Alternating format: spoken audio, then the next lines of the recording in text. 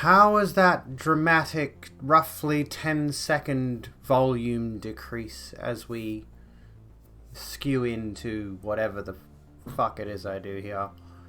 Hello, guys, gals, and non-binary pals. I feel like I should switch that around a bit, but the rhyme really works well.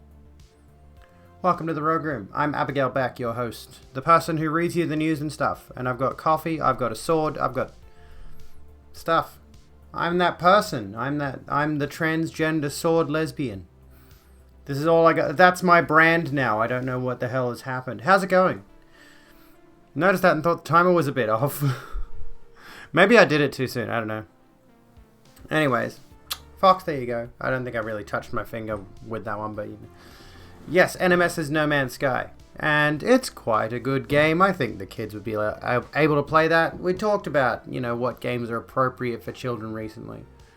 And I think that's one of the ones where it's like, what do you think? Do you think No Man's Sky is appropriate for 5 and 9-year-olds, roughly? For those of you who've played No Man's Sky, do you reckon it's appropriate? I am going through complete and total e-girlification, otherwise known as internet bimboification. Bimbofication. Hi, I'm a bimbo. How's it going? Pushed out 10 reps at 37.2 kilos, where your previous best was only 5. Noises you made after you racked the weights back up to the bench were not human. Oh my goodness. Well, you're killing it. You're doing a good job. You're watching those videos with the swirly. What? No. No, I have not. I've seen them in the past. I'm aware of them. But no. Blazing Kraken, welcome to the Rogue Room. How you doing? The art style, sure, maybe not the concepts. I think the concepts might elude them a bit. Some of the more advanced stuff. But generally speaking, I think I'd let them play it. I think they might understand it. Because it's essentially, you know, it's very similar in a lot of ways to Minecraft. And it's very, visually, aesthetically, I think it's child-friendly. I got the green light to move out, so that's good. That's good. Independent single life, here you come. Hello, Astad, how's it going? Hello, Welcome Talon. back, Talon, thank you for the sub. supporter of the cause. Thank you for being the first sub of the night. Can it be the first but not the last sub of the night, do you think? Fingers crossed. Fortnite's not, I mean, this is the thing, right? This is why I wanted to have this discussion last week. You love the new emotes? Do you like the deranged emote? I love that one so much. Look at my new emotes. Look at them. I have new emotes. Look at them.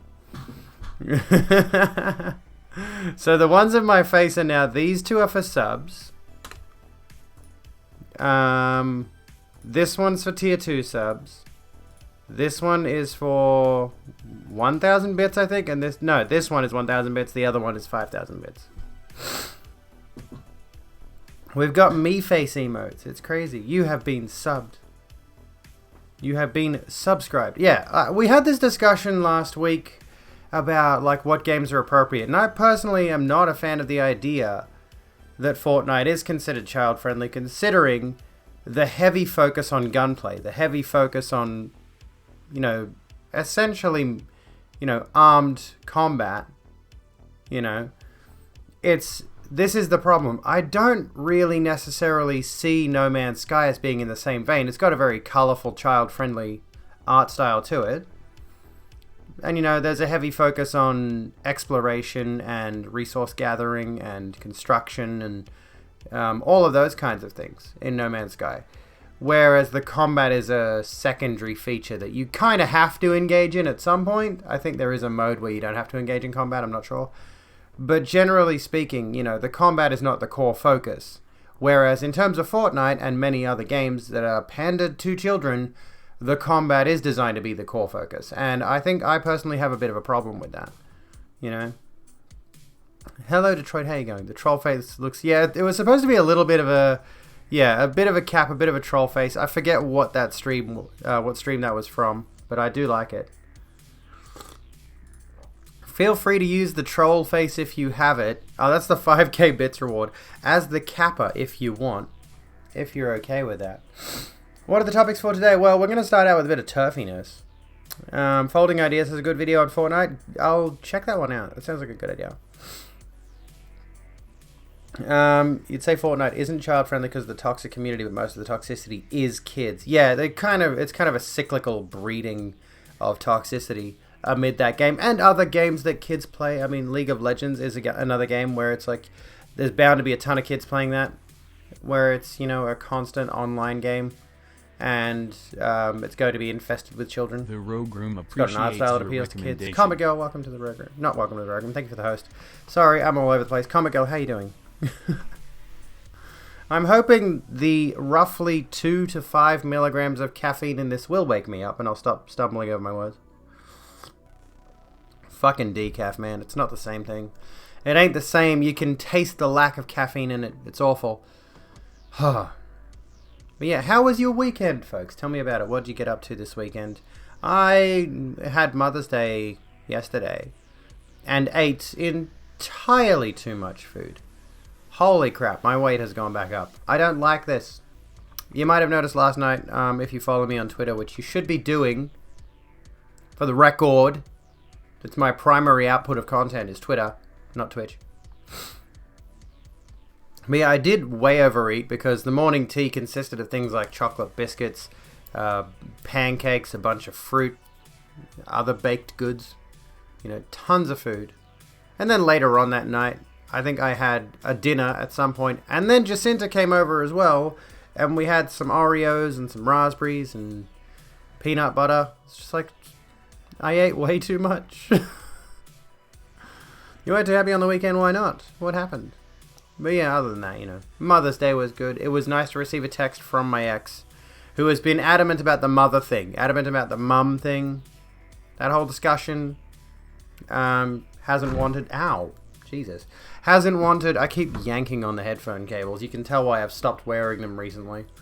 Anyway, yeah, she's been a bit iffy on the whole, me using the term mother, me using the term mum to refer to me, because the terms dad and father don't really sit right when you think about it. And yeah, it was nice to receive that text message. A little bit uplifting there. A little bit of... Fuck. My foot slipped. I kicked the mic stand. Because of Mother's Day, you don't have one, so you weren't too happy. Oh, well, that's no good. I'm sorry to hear that. I can understand, though. Excuse me. How much for 5k bits? A lot. Welcome, friends. No comment, chick. With the raid. Hello, friends. How you going? Hello, academic anarchist. Welcome to the Rogue Room. Here's some flashy lights that are sure to make you feel happy. How'd your stream go? Tell us all about it. What's going on, Vamps? Hello, friends. Let me put us on raid mode. I hope this doesn't hurt your eyes too much. It's just a bit of fancy, colourful lights to celebrate the raiders. What's going on, raiders? How was the stream tonight? Based Cat Girl Raid. How was the stream? Tell us all about it. What'd you get up to? What did you discuss? I need to get like... There we go. No, 5,000 bits is $50 USD. So you'd probably end up paying like $62.50 or something to buy 5,000 bits. Tough but based. What were you talking about? Give us some topics. Because we're going to get into some turfy shit in a moment. There's some turfy shit that happened over the weekend that I would like to get into. I'd like to have a bit of a discussion on. But at the moment, we're just starting off. We're just kicking off the stream right now. Having a chat about the weekend, about Mother's Day. We talked about Mother's Day. We talked about... so far, we've only been really live for like 9 minutes. And we've already dipped our toes into the discussion of what games are appropriate for young children under the age of 10. And we've deduced that No Man's Sky seems appropriate, or I have. I've reached that conclusion, but you guys didn't give me an answer.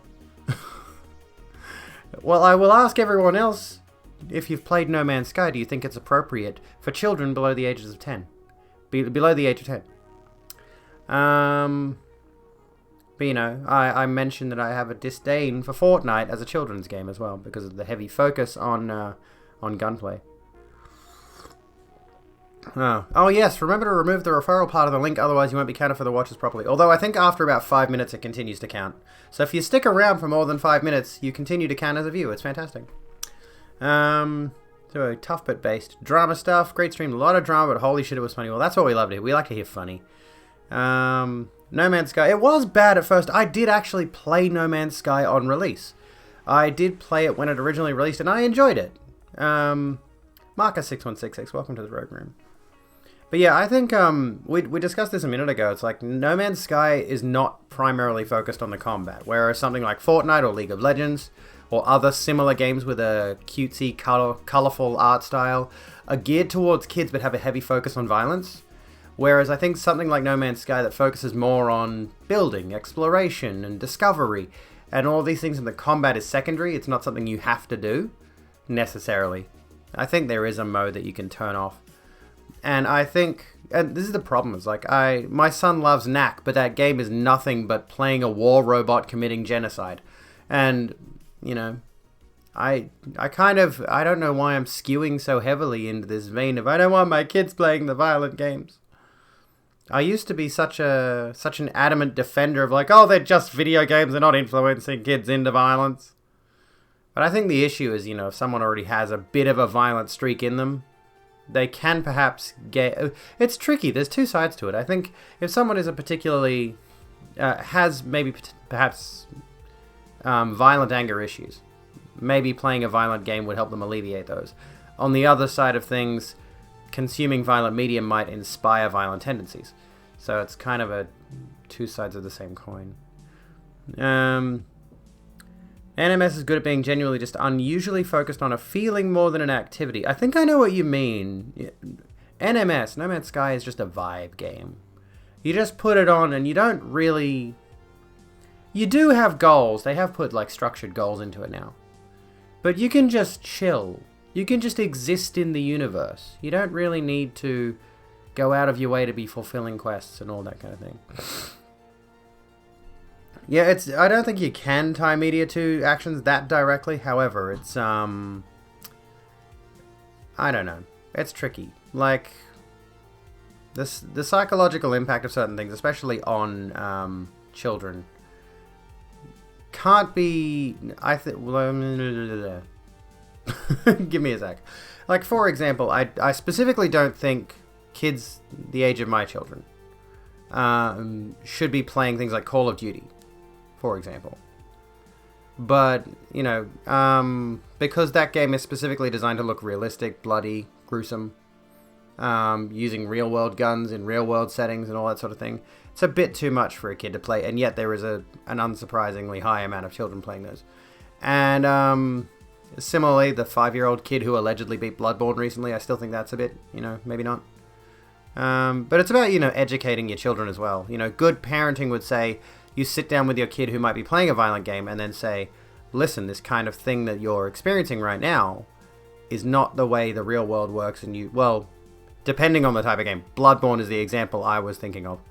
But, you know, this kind of thing is not the kind of thing you want to be doing. You know, you explain what the goods and the bads are of the thing, because the media may not be consumed by... the media that is being consumed by a child may not be absorbing all the messages correctly. And that's where good parenting comes in, and you sway them away from the violent tendencies and other things in there. Anywho. What's up, Lictor? How's it going? Same with movies or anything, yeah. It can change the way we think about violence, particularly how it's portrayed. If you play a game like, say, Doom, the interaction you have with the monsters in Doom and the feeling of power you get from playing through that particular scenario. You are the ultimate power fantasy there. You have, you know, so much. You have so much influence over these enemies. You can control the situation. You can dominate. Which paints the picture of, you know, in a violent situation, you can be that dominating force, you know, which could implant perhaps negative messages into, yeah, well, until you die, duh, you know, which can implant messages of, I can be the person in this scenario where if I get into a violent confrontation, it's going to be a power play, and I need to make sure that I am absolutely obliterating the face of this person I'm getting into a fist fight with. Have I seen Titanic? Regrettably, yes, and I am going to unequivocally state for the record, no, I do not want to hear a single fucking thing about Titanic. My sister watched that movie when we were younger so many fucking times. I don't care about the ship. I don't care about the real world incident. I just... Don't remind me that exists. Jacob Geller's video essay about gun violence and police brutality really influenced your perspective, to be honest. Really makes you think about the view of choosing to end someone's life being the reflexive push of a button. That's something I might look into. You've only got your own anecdotal evidence and the odd study thrown around, but you haven't seen any evidence to suggest it causes any long-term issues with kids apart from potentially glorifying violence. That's kind of what I was trying to get at in more words. Extremely anti-war nowadays. Good. The games at my time as a teen were all super cartoony, though the worst you got was the first Doom. The first Doom is surprisingly gruesome. I've been looking at it recently as part of a research assignment. Not for uni or anything, a personal research assignment. And I'm like, I'm looking at these, old sprites of enemies being gibbed, and I'm like, or jibbed, whatever it is. I'm like, wow, that was really gruesome back in 1993. Bad parenting is really problematic. So many people put their kids on the iPad or computer so they can have to keep their kid distracted so they don't actually have to be a parent. True. Thank you for the hydration, Talon. And that, can lead to numerous other issues. I only just joined and didn't hear my entire argument. Just my thing that's like, certain games. I mean, obviously games are currently... obviously games have age ratings, and we should be respecting those, ideally. Hello, Chokin, how you doing? We should be respecting the age recommendations, G-rated games, PG, MA15, R18, etc. It's water. It's water in a vodka bottle, okay? I cleaned the bottle out with, dishwater. Dish soap, sorry. I fully cleaned the bottle out ages ago. It's water. But yeah, my thing is, my kids have had a tendency to play games not at my house, but at their other parents' house, and, at other relatives' houses, where those games are specifically in that M15 sort of... My daughter, I mentioned recently, my daughter was saying she wanted to play Doom. The 2016 Doom. Have you played the 2016 Doom? My daughter should not be playing that. She's turning 9 this month. She should not be playing that. And yet, she keeps asking me if she can. And I'm like, well, no, I don't think that game is appropriate for a 9-year-old. And there's a reason for that. It's particularly gruesome, particularly violent, and I love it. It's a fucking fun game. I just don't think it's appropriate for someone her age. An inside job by the British government, painted on the Germans so Americans can enter WW1 by their side. Britishers literally can't win any war without their daddy USA. What? Make them play Plants vs. Zombies. No, there's microtransactions in that one. Didn't they reference photos of actual car accident? They might have. Yeah, it's interesting if we look at into the discussion around gore development in video games. And I mean in movies and TV shows and all that sort of stuff. They need references, ultimately. If you want to make the gore in a horror slasher movie, for example, faithful, you're probably going to try to look up how people's throats look when they're slashed open, for example. It's not just a line of blood drips down. If you were to actually completely garrot someone, you're going to be seeing the insides of their neck, So to get that representation in there, regrettably, people who are working on the show, the movie, the comic, the video game, whatever it is, are going to have to look that stuff up to get a good feel for it. And that has led to, in recent times, in particular, Mortal Kombat, had the case of some of the developers were left traumatized by the research they had to do, looking up, gory car accidents or gangland killings and things of that nature, The blood does spray, it does, if you get slashed across the neck. I think it's nowhere near as extreme as it's shown in movies. Well, depends on the movie. But I've seen some where it's like, if you've played Sekiro, which is based on, there's a lot of heavy influence from samurai movies. So when you get someone in an artery or whatever with an execution move, the blood just sprays out like a fountain, and it's massively over the top. It's ridiculous. Which is not really how it actually happens. If anyone's on my browser history, they'd be very concerned at how many articles I've read on what happens if you fall into an electric arc furnace. Akira Kurosawa, yeah. Actually, you know what? The better game to reference would have been Ghost of Tsushima, which was quite directly influenced by Kurosawa's films. And honestly, I'm tempted to watch some of Kurosawa's films after having played a bit of it. Blame people, don't blame games or guns. If guns were a problem, every guy would have been shooting every other person since there are 360 million. There's more than that. There's more guns in the United States than there are people in the United States. And a lot of them are in the hands of a concentrated group of people. So there are a lot of people in the United States who do not have guns, but there are a lot of people in the United States who've got like 30 or 50 guns or something like that. You know, there's a massive skew of gun ownership. But yeah, we should certainly blame the people. I don't think, for example, that something like Fortnite is directly influencing gun violence. However, I think that there are certain people out there who would already have violent tendencies that might be exacerbated by consuming violent media. They might get inspired. You've heard of copycat syndrome, I assume. You know what copycat syndrome is? Which usually happens, let's just say, a serial killer is publicized in the news. They're talking about his case, they're talking about his killings, and that kind of thing can lead to other killers going and mimicking their crimes, you know? And I think the same thing can sort of be influenced in some way among people who are already have those violent tendencies. It only takes one time leaving a gun unlocked next to a kid or putting it in the car wrong or getting into an argument. Yeah. Realistically, a lot of people should not own guns for the sheer fact of there's a lot of people who act incredibly impulsively and will either impulsively or, you know, an accident happens. And yes, of course, when you put a human being in front of a screen and you tell them to watch a movie that features, you know, an action hero going and mowing down goons, or same thing for a video game, you put them down in front of a video game and all that sort of thing. I think it does have especially if the setting is realistic, not cartoony. If the setting is realistic, then it does have a tendency, I think, to skew towards dehumanization of whatever group that might be portrayed. That's not necessarily going to make someone hate a group of people just because they played a video game, but let's just say they already have some innate tendency to dislike a certain group of people, or just dislike people as a general rule.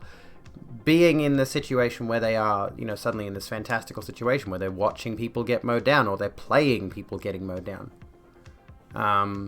It could have that effect. It could. Everyone is one of the good, responsible gun owners till they're not, to be honest. Yeah, no Russian. Did you see the clip of, like, XQC playing that mission for the first time? Walked out the elevator door, just started gunning down civilians. And for those of you who haven't played that mission, I haven't, but I've seen others do it, you don't need to shoot anyone. At no point do you have to, but it's what you're trained to do by that point in the game. Road to Papier, welcome to the Rogue Room. Ghost in the Shell standalone complex had a very unique take on copycat crimes. I need to watch more of that. I've seen a bit of it and I loved what I saw of it. I also need to watch the original Ghost in the Shell. Is that on Netflix? I've been watching Netflix lately and I wouldn't mind checking that out properly. Don't think of guns as the problem, but if gun regulation is literally the only thing people want to discuss, then whatever, I guess. Well, it's a complex issue. Excuse me. You're a far leftist but a big 2A guy. In the US, lefties get a bad rap for being against gun ownership, which isn't really true of most socialists or leftists, however, in favor of heavy regulation of firearms. Yeah, I'm kind of on the fence with the guns thing. However, I do see the merit in allowing people to possess guns. Keeping in mind, you guys are having a whole other discussion about the South India and America. I don't know what's going on there, but anyway, we'll stick with the gun discussion for now. And then we'll talk about TERFs. I want to talk about TERFs. The thing is, I am in favor to a point of gun ownership with strict regulations, strict registrations, strict licensing, everything. I mean, this is the problem, though, right? Is the idea of the Second Amendment is that it was written at a time when you would fire a shot and it would take you a good solid while before you could fire another shot. Second Amendment wasn't really written with automatic machine guns in mind. So now you've got the problem of the United States having been raised on gun culture. And guns have obviously technologically advanced, and that amendment and things relating to it have not been updated. They found a new frog. Why is it spelled that way in the Philippines? That's pretty cool. Frogs are cool. You feel unreasonably squeamish sometimes, like you feel hollow and guilty if you run over anyone in GTA or similar. I think I get what you mean. Like, I personally, when I did used to play GTA, you can post a link if you want, yeah. When I used to play GTA, I would intentionally avoid running people down. I didn't want to do it. You know, the only thing I wanted to do with GTA was do the main story, do the side content and all that kind of stuff. I didn't want to be that person that goes around mowing down civilians. I see you. No, Rain, thank you for the raid. Let's bring back the raid colors, my friends. If we can. There we go. Can I just point out that, you know, after stream, I take all those plushies off, the emotionally exhausted blanket off, I put that on my chair, and then in the morning, I make my bed, and I put all of that back exactly where it was. Every day. Why do I do this? Anyways. Also, it's a mess over there. I don't know why, and my hairbrush is sitting on the bed. Anyways. Mobbing! Anyway. How did your stream go, No Rain? What'd you get up to? Tell us all about it. Please tell us all about it. I think there's also the idea of, the Constitution should have been thrown out and rewritten several times over at this point. That's what I've heard. GTA kind of started out satirical, so I think there's a bit more nuance to explore in that one. Probably. Yeah, Saints Row got completely off the rails. GTA did get a bit more serious, especially with 4, but I think it regained a bit of its satirical nature with 5. And now 5 is the main one that people play anyway, and I don't see them producing GTA 6 anytime soon, honestly. Also, this idea of having weapons to be able to there's this idea of having weapons to be able to take on the government, and you won't be able to do that with muskets. You also wouldn't be able to do it with an M16 against drone strikes, but whatever, legalized private ownership of drones. Yeah, that's the thing, is like, people like to use the argument that they would use firearms against the US government, you know, if they needed to, the revolutionary types. And I've noticed a lot of those revolutionary types tend to be in one particular political side of the spectrum over in the United States. But realistically speaking, you know, I think quite a few people don't realize just how much military hardware the United States has. To be able to have a successful, violent revolution in the United States, you'd need to have the military on your side. Yeah, you can't overthrow modern governments as individuals with military might. Yeah, it's completely infeasible. So that facet of the Second Amendment is ludicrous in this day and age. You just slept for 14 hours. Do you feel well rested, Mega? Yeah, GTA was that was kind of the problem with GTA 4. Blue Lemon Sky, welcome to the Rogue Room. I did enjoy GTA 4 though. I really liked it. And I really liked what I played of The Lost and Damned. I really liked The Ballad of Gay Tony. They were really good. GTA 4 was just a good period for GTA. However, a lot of people didn't enjoy GTA 4's much more realistic slant. GTA seems to hold on to satire as a fig leaf to cover up anything objectionable at this point. Oh, yeah. Don't really like FPS. You just stop liking them at some point. They all just seem repetitive. That's what I feel as well, honestly, Starry. Like, I see so many first-person shooters, and I'm like, you know, there's very, very few that can catch my attention. Again, Doom is probably the only one that can really catch my attention. And a game would have to be absolutely revolutionary in terms of what it does with the shooter genre for me to even give a fuck. And I just can't at this point. I've played so many, and I've gotten so bored with the genre. He used to be very anti-gun, but you've seen anti-gun laws tend to work at removing guns from marginalized people first and foremost. Yeah, that's true.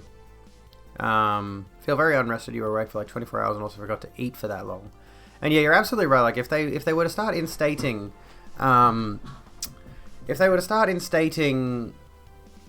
god, anti-gun laws in the US, yes, absolutely, the black community would be targeted first.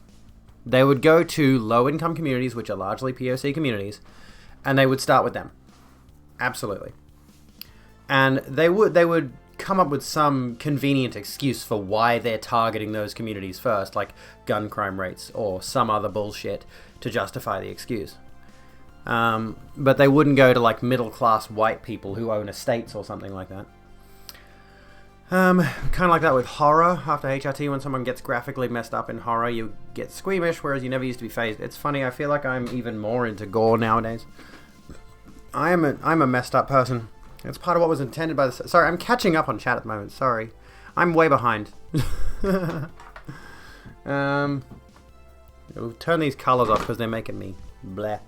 It's not a snake cage, that's a spider cage. And she is over there, but she's like way up the back. You can't see her. She's out at the moment, but she's not like... Did that fix my lights? I think it did. Now it did. There we go. Yeah, she's like... She's out, my tarantula. But what I really need to do, honestly, I need to get another camera. I need to get a third camera. And I need to set it up so that it is over there watching her. And when I can see her crawling about, we can switch to spider cam and you can check her out. She's fucking cool. Anyways. Chat has been pretty active. Chat's always pretty active. Let's be honest with ourselves. Tarantulas aren't spiders, they're a type of fish. Oh, goodness. DayZ has had quite the resurgence. I remember when I wanted to try DayZ. I never got into it. It's highly questionable whether the second has anything to do with private ownership or by any individual not involved in what basically equates to the current role of the Guard, aka reserve force that could be raised quickly, which is what militia meant at the time. Yeah, like this is the thing. A lot of these... This is what the issue is with people clinging to things like the Constitution, and, you know, we could make the same argument towards people who use the Bible as a justification for anything. It's like you're using an archaic text to justify modern day legislation, or you're using I hate to constantly rag on religious people. I do. I'm not trying to be mean, but you know, if you are trying to influence policy using the Bible as your reference point, get out of politics. Don't even enter that domain at all. You know. Welcome to the Rogue Room, Charlie the Cat. We do need Spider-Cam. And if you subscribe, we could fund Spider-Cam. We absolutely could fund Spider-Cam. I could do it, generally. I could buy, like... I don't know. I could get myself maybe some sort of, like, a little miniature tripod thing. Like a really thin, narrow tripod. Get another one of these kinds of cameras or a new type of camera. Get a USB extension lead. Hook it up to the PC. Done. We could have Spider-Cam. I guarantee you we could. We could do it. We could do it! Yeah. You want Spider-Cam? Subscribe today. Hit that sub button. It's only like $8.99 if you're in Australia. Otherwise, $5 USD or whatever the cost is if you're anywhere else. I don't know where you are. Bring us the World Wide Web. Do you mean her web? Kill on you. Welcome to the Rogue Room. How you doing? As a religious person, ragging us all you like. Only the ones who deserve it will be upset. Need to go check on a bird. What do I feed Spider? She gets crickets. She gets crickets. Large crickets. They're about that big. They're chunky. She was sold to me as a bird-eating spider, but she's not a Goliath bird-eater. She's just a tarantula. She's brown. I don't know what breed she is. I still don't know. She's just a tarantula. That's it. That's all I got. A bird just fell from the sky behind you. Jesus. How did the... Okay. Well, Mitten's the pink-toed tarantula. I'd like a pink toe. They seem pretty cool. Hid them in a tree near your house. Oh, okay. Going to see if they're still where you left them. I hope they are. You used to feed your desert flat rock scorpion mealworms. She was small, so crickets were harder for her to catch. Oh, okay. I want a scorpion. I'd like a scorpion. I'd like a lizard. I'd like a snake. If I had the money for it, I'd have all of those. At least. And more. You know what? I want an axolotl as well. That'd be cool. Scorpions are cool. Hope they've recovered enough to go back to where they're supposed to be. I hope so. You want a Scorpion and a Sub-Zero and a Noob Saibot. Who saw the movie? I haven't seen it yet. I've been lazy. I've been meaning to see the Mortal Kombat movie. I've heard it's not good. Why can't they do a good video game movie? It's fine. That's kind of all I was expecting, but I've heard the dialogue is so cringe, and I'm just like, dude. Like, how hard would it be to write a movie that's just... How hard would it be, genuinely, Hang on. Oh my goodness. Okay, is it just me or does that Haribo logo look a little sus? What the... You can't recycle us! No! What the fuck? Just watch the OG one. The OG one's fucking banger, isn't it? That was pretty... What the fuck? Anyway... Why would you watch a video game movie without cringe dialogue? This is the thing. You can have some cringe dialogue. But it's like, why wouldn't you just write a good movie? You know, it can't be that hard to write a good movie and then just set it in a, you know, video game universe. Recycle and reuse trans. Is it just like... Is that just playing into the notion of trans people being very sexually active? We just get around, recycle it, pass it on to the next person. Might be controversial, me saying good things are actually bad. But yeah, I mean, this is the thing. You can have one or two cringe lines in a video game movie. Go ahead. I don't mind. What are we talking about? Pirates of the Caribbean, Star Wars, anything Marvel? No, not really. We're talking about Mortal Kombat for a second. How are you, Ale? Another day being a slut in theory but never in practice. The only reason I'm not a slut in practice is because I don't get horny. Otherwise I'd be on Tinder constantly. Trans is an STD. Yes, how do you think that the trans population is increasing so rapidly as the conservatives are so fearful of? It's because we, you know, every time a trans person sleeps with someone, another person gets transed. That's how it works. Writing bad movies is what keeps Mystery Science Theater 3000 on Twitch. I mean, that's good. I mean, there is merit in the idea of bad movies, I suppose. There is merit in terms of the critique that may spring out of it. There's merit in perhaps satire that may spring out of it. They don't call it the T-virus in Resident Evil for nothing. Just started watching Haunting of Hill House for the first time. How are you liking it? I haven't watched it. Since starting Progesterone, you started getting randomly, I think I can figure out the rest. Vampires. I should play Resident Evil 8, shouldn't I? The Room is a good, bad movie. I've heard the Avatar movie. Not Avatar by James Cameron. That one was just a passable movie. But, you know, The Last Airbender by M. Night Shyamalan is a bad, bad movie. And that I shouldn't watch it.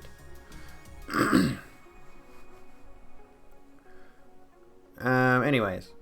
It's funny how we get that stigma yet when we're taking HRT. Yeah, like, since starting HRT, I have become effectively celibate. You know? When I was first going through, there was certainly, and this is a bit TMI, but I'm an open book. But when I was first discovering things, there was this period of sexual discovery, I will say that much. You know, of exploring new things, because I thought maybe that was something to do with it. And then once I got on HRT, sex drive gone. And I don't care. I'm not fussed. I don't mind. I like it. Because, you know, I've begun to look at sex as a distraction that I don't need. I mean, that's not to say that I won't ever have it again, but I'm kind of just like, who cares? You know? Some people say that the Mario movie is bad. I haven't seen it, but what I've seen of it screenshots-wise, I'm like, oh, I don't know. They took some of the greatest tricks from old haunted house movies, mixed it all together, and what you really love, they dose scares in the old school way. You see stuff rarely, they focus more on atmosphere and tension. That's the best way. Payne, thank you for the host. That is the best way to do horror, in my opinion. When you start over-explaining horror, it loses its allure.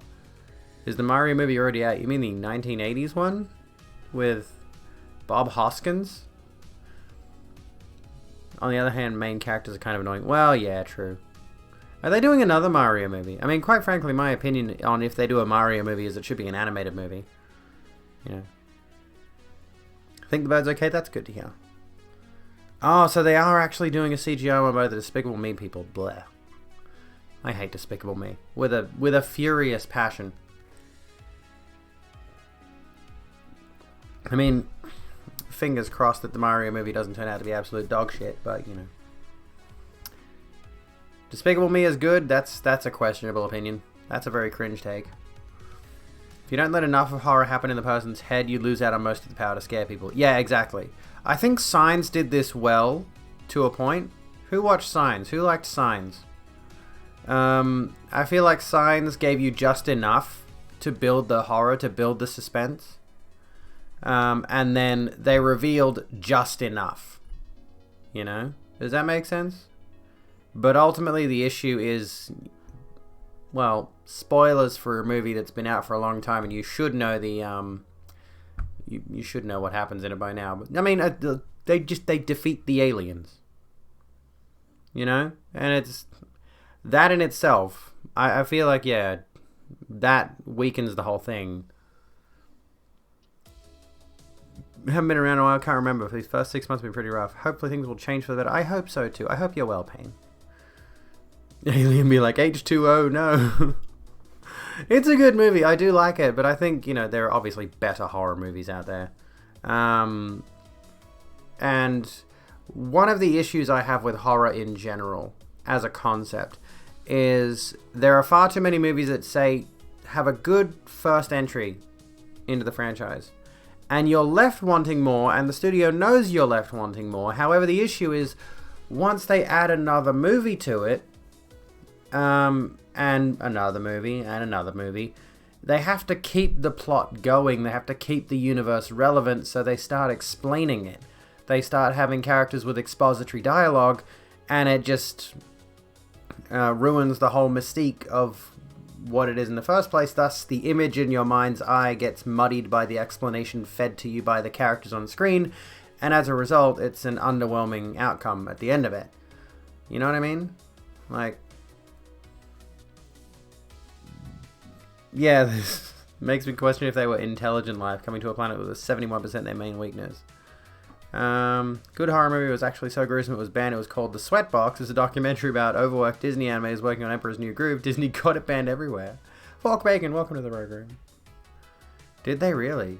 God, that's messed up. And I'm not surprised the Mouse House would have done that. Disney is a very, very questionable company.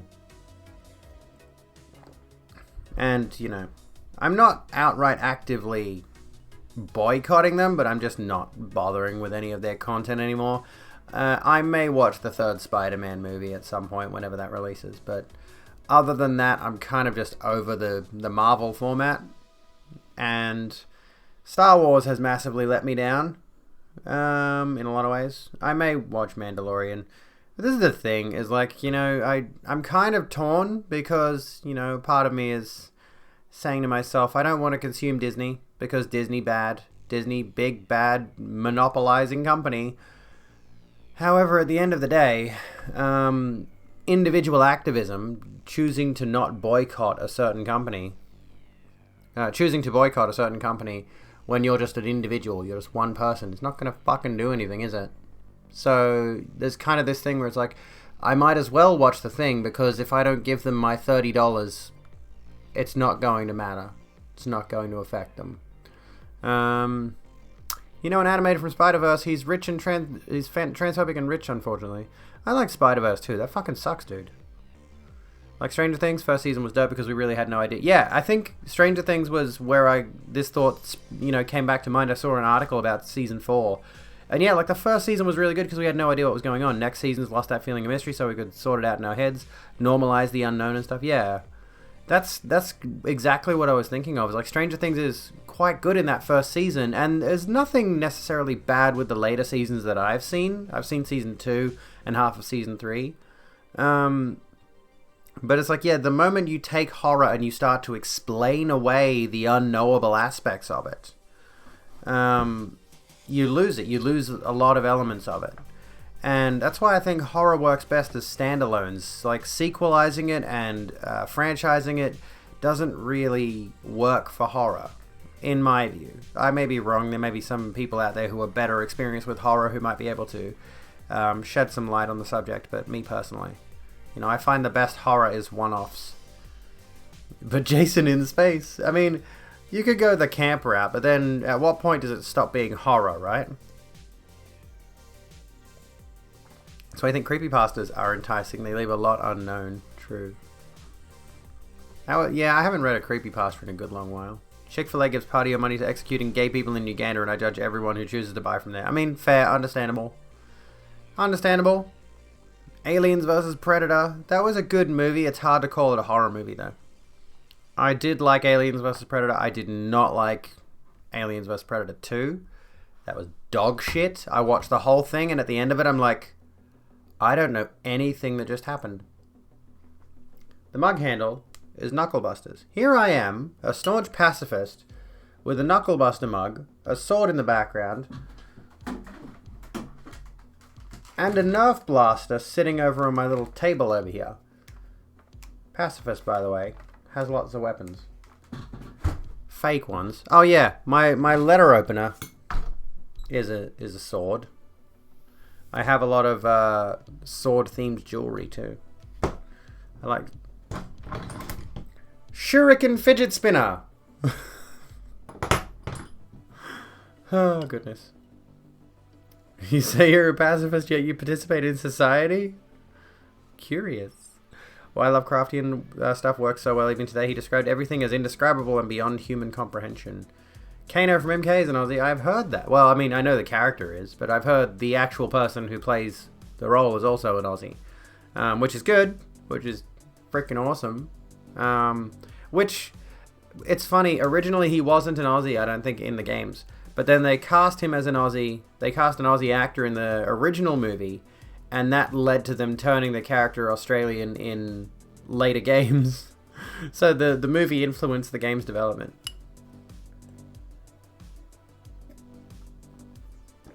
That went down the wrong way. Holy fuck. Oh my god. Yes, I'm Australian. Excuse me.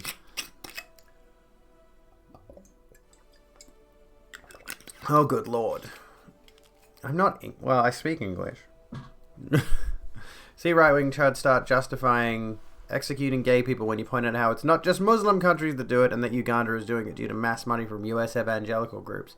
Oh, yeah. Oh, they would. Yeah. I'm English. Don't lump me in with those people. Don't lump me in with those English.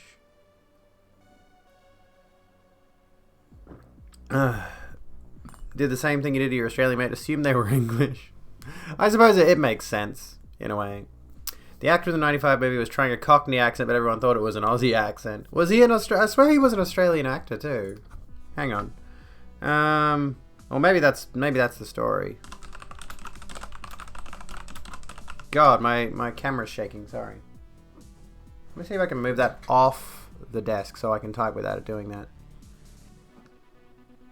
Because I need to get a proper desk. Return to tradition. Return to Turf Island. Let's get into turfs in a minute. Cast. Kano. Trevor Goddard was an English actor. Sorry, he was an English actor. And yeah, he was trying to do a Cockney accent, I suppose. And he ended up sounding Aussie, so I guess they stuck with the Aussie thing. Told an English streamer he seemed Australian and he was not amused. Oh god. You haven't been to Chick-fil-A in forever. I mean, neither have I technically, but I've never seen one because they're not in Australia. Doubt you'll ever go to one again since you basically went vegan a little over a year ago. Well, that's good. Speaking of Aussie actors, you're disappointed in Hugh Jackman with regard to Scott Rudin. What happened there? Bird is out and about. Well, that's good to hear. That is good to hear. Speaking of turfs, though, should we talk about turfs? Let's talk about turfs for a minute. Which I don't want to do. I'd rather not. But we have a new Joanne Rowling, friends. We have a new... I mean, as far as I know, this is not the first time she's made statements to this effect. But do you recall the specific situation with Joanne where she made the remark about how an article referred to people as people who menstruate? And she went off her head about, I'm sure we used to have a word for this. Well... there's a certain person, and it seems as though nobody from the Charmed TV show from back in the 90s or early 2000s or whatever has managed to remain a good person. They've all turned out to be absolute dipshits, including Rose McGowan birthing people. So what has happened here as Congresswoman Cori Bush has tweeted this, and there's a video to go with it. Every day black birthing people and our babies die because our doctors don't believe our pain. My children almost became a statistic. I almost became a statistic. I testified about my experience at Oversight Dems today. Hear us, believe us, because for so long nobody has. So, first thing to remark is that Cori Bush is referring specifically to the plight of birthing people and their babies in the black community. Let's clarify that. That's going to become relevant later. And then we come back to, Rosa McGowan played the regrettable fourth sister of the three sisters in Charmed after they killed off one of them. I forget which one. I think it was Shannon Doherty. They brought in the third sister because they needed three sisters for the show. So Rose McGowan played that one. I forget what they were called. They all started with P. I don't give much of a fuck. Anyway, Rose McGowan says this. Birthing people, I'm empathetic to your painful and unfairly traumatic experience, Cori Bush, but why are you smearing bio women to virtue signal to trans women? Why can't we rise together? Your language is creepy. You are gaslighting. What you are doing is dangerous. Honey, there's a lot to unpack here. Good Lord. Prude, prissy, and princess. Bio women? Yeah, let's talk about this. So, as I already mentioned, this is eerily reminiscent of when Joanne Kathleen Rowling, Kathleen's not actually her middle name, I just like saying it, when she had the whole, people who menstruate, I'm sure we used to have a word for that, wompin, whatever the fuck she said. Mecha women are better than bio women. But yeah, she lost her mind at the concept of using inclusive language, which is exactly what Cori Bush was doing here. Let's come back to this here. Let's just come back to Cori Bush's tweet. Black birthing people. Okay? So people who give birth, you don't need to read much deeper than that. People who give birth. That includes trans men and non-binary people. Right? It's not just women. And if we come back to her tweet, to Rose McGowan's tweet, why are you smearing biological women to virtue signal to trans women? Do I need to color in the picture here? Or can you figure out exactly what is wrong with this statement? Ding, ding, ding, ding, ding, ding, ding, ding. Rose McGowan, which trans women are giving birth? Rose McGowan, which trans women are giving birth? Who among them is giving birth? Trans women. Rose McGowan. Trans women wouldn't be birthing people. They're not a part of this discussion. And this is honestly a huge point of any of the discussions surrounding trans people in general. By the way, hi Carpe, how you doing? Rose is a bit obsessed with having an opinion. I know. She didn't need to say anything. And this is what spiraled this whole thing. And there's more to this. Anyways. What was I saying? Yeah, it's like she made this remark, and this is the problem with TERFs. They forget that trans men exist. They forget that non-binary people exist. And the discussion around being transgender focuses so heavily on trans women so routinely that people like Rose forget trans men exist. This is what Cori Bush is referring to. Birthing people, trans men, non-binary people, who happen to have vaginas and wombs and can give birth, who are capable of doing that very thing. And yet she saw fit to respond to a tweet that had no reference to trans women in it about virtue signaling to trans women. You are gaslighting? That's holy shit. Like, the term gaslighting has been regrettably appropriated in a lot of social discourse to the point where it's now just been so... Honestly, the term itself has been gaslit, and I hate whenever I see the term gaslighting show up in any sort of online discussion. because so many people don't realize what it is. You know what gaslighting is? Something that happened to me, so I don't appreciate it. It's when people try to change your perception of reality, manipulate your mind so that you start to believe things that aren't true. Okay? It's an abuse tactic. Isn't even remotely accurate for what the original tweet said. Exactly. It has no relevance to this. And she goes, what you are doing is dangerous. I would like an explanation as to how exactly what Cori Bush said is dangerous.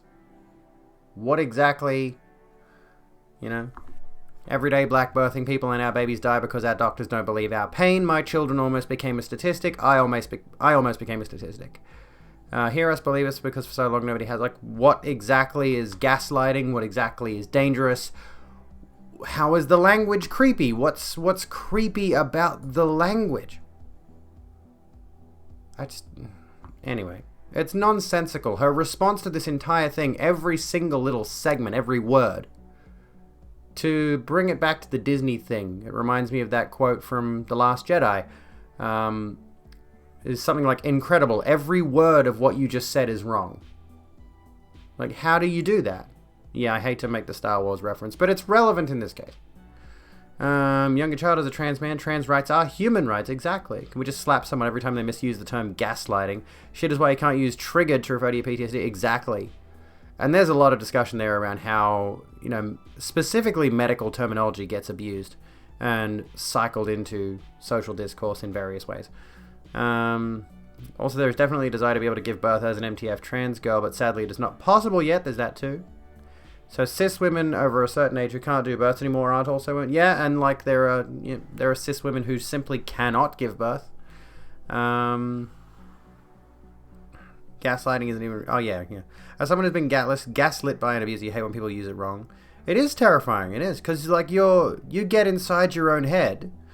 As someone who's been gaslit, you get inside your own head and you start questioning what you're routinely being told by your abuser to be the reality of the situation. So you're having this battle of you almost feel, and this is another appropriation of something, I shouldn't say this, but you begin to get this sensation that you're delusional or you're schizophrenic. It's what they're telling me and what I'm experiencing are two different things. They're putting these ideas in my head. Do I believe them? Do I rebuke them? Do I argue with them? Do I fight back? Anyway, before you use the term gaslighting, you now have to watch the movie that the term came from. It was a movie. Anywho, it continues. I think you might have been gaslit, but you legit don't know. That's another tricky part about it, right? A lot of people may have been gaslit in previous relationships and not realize it, because that's the point. Term came from an old black and white movie. I'm going to have to check that out. Anyways, moving on to the next tweet. She follows up, I just want a new dictionary and new words, but not ones that hurt and cause strange shame. Again, what is the strange shame? What is the hurt that anyone is feeling from the use of the term birthing people? Why can't I say that I don't like her word choice? Why do you not like her word choice? Is the question you should be asking yourself there. It's what exactly do you... what particular issue do you have with the word choice that is specifically designed to be inclusive? Exactly. Who's being shamed by inclusive language? Why does that make me a TERF? Oh, honey. Oh, sweetheart. Why can't I ask for better words? Fuck. And then this part just... this part just gets me so badly. J.K. Rowling did the same thing in her manifesto. Off to see my best trans girlfriend now. Do you reckon she actually knows anyone who's trans? This is not the way you respond to this. Good morning, Pixel. How you doing? Laughing with all my trans friends. They're all off camera. This is the problem, right? Is rather than address the situation and say... maybe look at everybody's responses and say, oh, okay, I got this wrong, I'll apologize and do better next time. They immediately go on the defensive. And she's referring to trans girlfriend, as in we go to tea together. We're not, not scissoring or whatever. Hello, Pit Princess, how you going? I can't be racist. I know a black person. What is gaslighting? To sum it up, it's not quite being two-faced as much as it is trying to change. If the abuser is trying to change the reality in the mind of the person they're abusing, they're trying to make them question everything they know, trying to make them, think certain things that the abuser wants them to think. Your family doesn't really love you. I love you way more than they do. Do you see the way they treat you? Have you been paying attention to the language they use when they're around you? That kind of thing. That's what gaslighting is. And it gets severe. And I've been there. But anyway, yeah. Why does that make me a TERF? The specific reason why it makes her a TERF, trans-exclusionary radical feminist, in this specific vein, comes back to the fact that she specifically dragged trans women into the discussion. And she specifically mentioned that the language used was slurring biological women. Again, woman is not a biological term. Whatever, who fucking cares? The reason this makes you a TERF is because you took issue with it in the first place. Why did she take issue with it in the first place, if not to put her TERFy bullshit out there? She's making herself into a TERF. This feels very much like any time somebody on, let's just say the left, gets confronted on a particular thing, and then they put out a YouTube video saying, why I left the left, because they got bombarded with, this is a shit take responses. And in so doing, she's implying trans women aren't women. Exactly. Yeah. In the movie, the husband keeps turning down the gaslight. When the wife asks why he turned it down, he says, no, it's the same. What are you talking about? Oh, I see. There you go. The existence of trans people that are transphobic and would suck up their asses isn't implausible. There are many minorities who would suck up to the normies so that they are accepted, like Blair White, so her having a trans friend or not holds no meaning. True, but why did she need to say it is the point? She didn't need to bring that up there. It was just, quite literally, her using the whole, I'm going to go see my trans girlfriend thing, is another method. Sorry, I'm just looking at my notes here. It's just another method of what she mentioned in the first tweet, virtue signaling. She's now trying to say, I've got a TERF friend. I've got a trans friend, so you can't hate me. I love the trannies.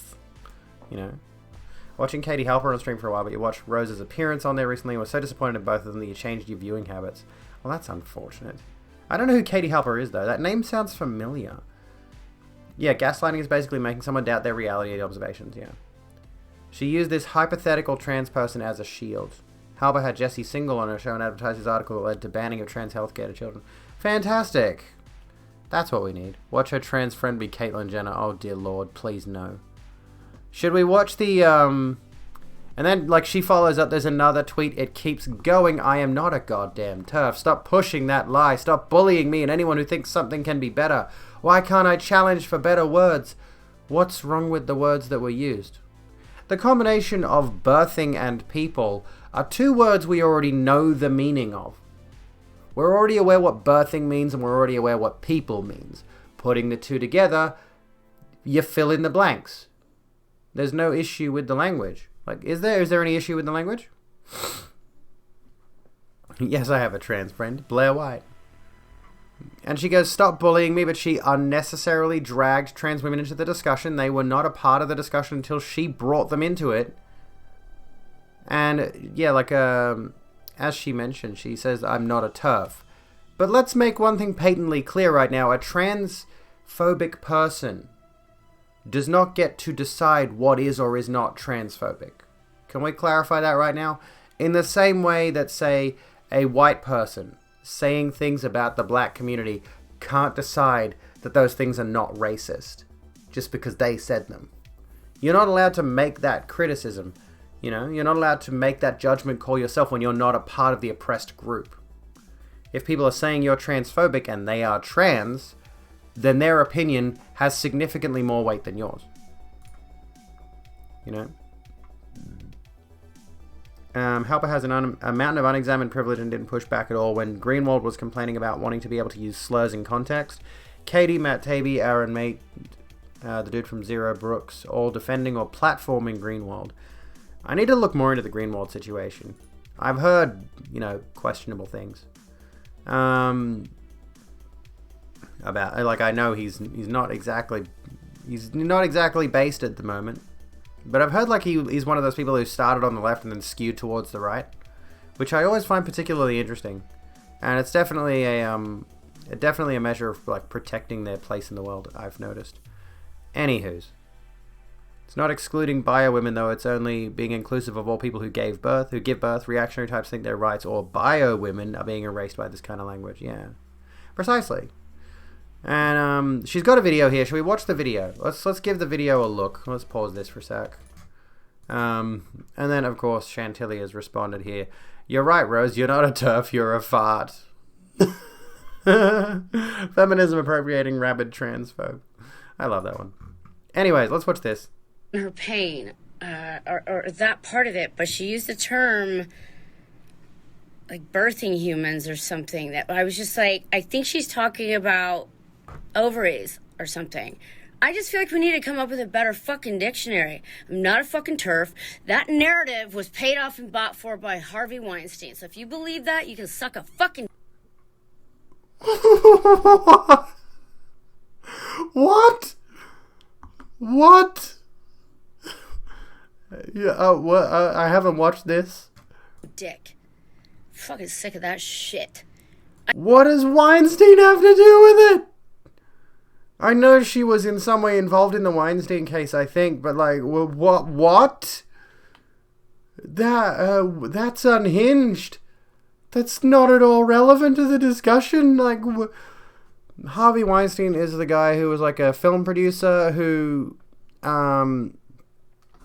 he abused a lot of women in Hollywood. He was a movie producer for quite a long time, had the Weinstein Company. You've more than likely seen a movie that has the Weinstein Company at the beginning of it. He's that guy. Oh, the lady, she is Rose McGowan, who has recently been outed as a TERF. She used to star on Charmed. I guess she's probably done other stuff. I don't know. I have volunteered, I have fought, I have marched for these rights. And I'm off to see my best friend, who happens to be a trans. Oh, God. Okay, you can stop talking now. I don't want to listen to your face. Jesus fucking Christ. I have a trans friend, and she lets me call her the F-slur. Just... Anyway, this whole thing, who happens to be trans, you could tell she's backed into a corner and she's angry that she's been confronted about a bad opinion. And she doesn't want to change her viewpoint on it because she's adamant that she's right. And that is the issue, is people like this refuse to change their viewpoint when they are presented with new information. You know, that's the main takeaway here. But what I want to point out, in particular, is Cat Black's thread. Benedict Fleur, welcome to the Rogue Room. How you doing? She was in a Scream movie, yeah. At the end of the day, whether she said women or birth-giving people, there's going to be people who are not women who give birth. It's just a fact that existed way before already, so this whole meltdown is stupid and silly. It is. She has a sunk cost with a small investment. She's unnecessarily painting herself into a corner. Yeah, pretty much. No, it's spelled Rose, R-O-S-E. Anyway, this response by Cat Black is worth looking at. This is my favorite, most entertaining TERF trip-up. Birthing humans is not even a vague attempt to virtue signal to trans women because trans women do not give birth. Some trans men and non-binary folks who were designated as female at birth do. That's who's being included.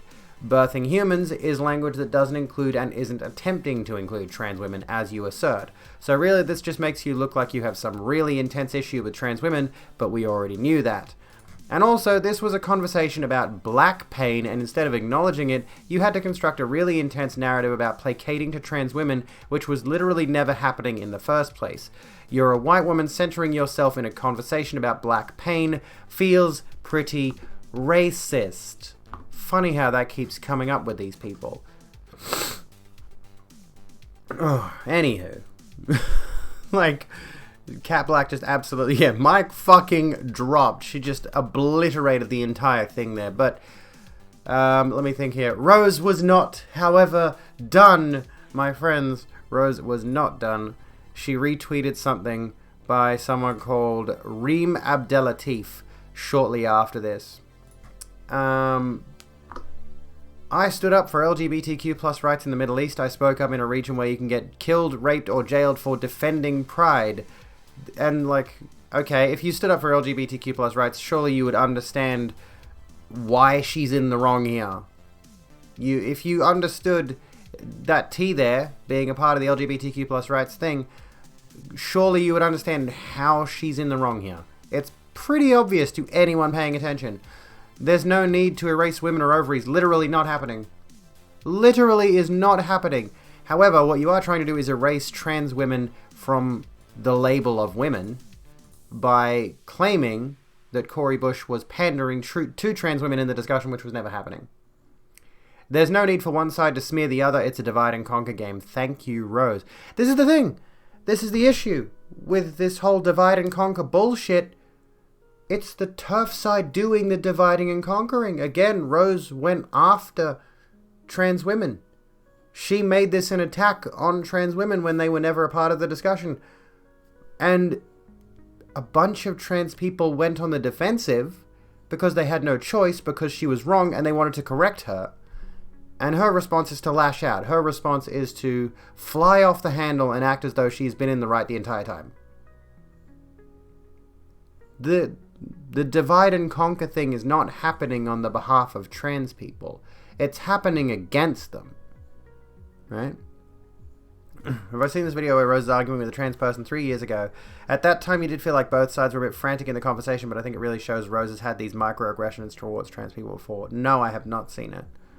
But I mean, this is honestly, I'll have to concede, this is the first time I've ever really heard that she's been specifically transphobic like this, and showing her entire ass on Twitter, I guess, you know, gives that away. It's well and truly out there now. But ultimately, my viewpoint on this is just, she literally never needed to contribute that viewpoint to the discussion at all. She at no point, not Joanne, no, not Joanne Damasio, we're talking about Rose McGowan at this point. Rose McGowan, the actress from Charmed and apparently one of the Scream movies, gets to spend the night in the bin where she belongs. She was good on critiquing Me Too for dissing Tara Reid, but turns out she's a broken clock, yeah. This is the problem, and like, I think the fact that she has had so many good strides on the Me Too movement thing has definitely inflated her ego to the point where she thinks she can't be criticized. You know?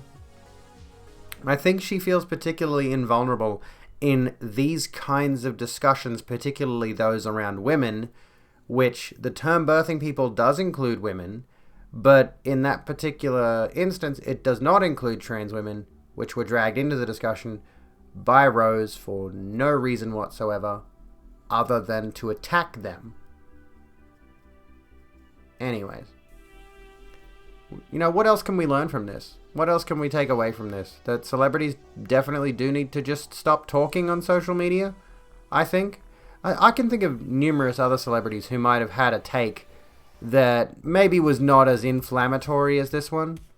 But I've seen celebrities on social media, on Twitter, on Facebook, or wherever, where they've said something, they've been criticized for it by the masses, they've looked at the criticism and said, oh, well, I was wrong. I'm sorry, here's my apology for the thing, I will learn from this and try to do better in the future. How difficult is that? But the thing is, in Rose's head, this idea is already cemented in there. She sees, for some reason, the term birthing people as exclusionary to cis women, I guess. But she didn't want to call them cis women, she wanted to call them bio women, which again is that the term bio women itself is transphobic. I think it's less celebrities and more uninformed people should maybe not say dumb shit online. Yeah, exactly. Celebrities, more like celery. Yeah, it's insulting to celery. Don't insult celery. Celery's good. Celery probably doesn't have hot turf takes. You know?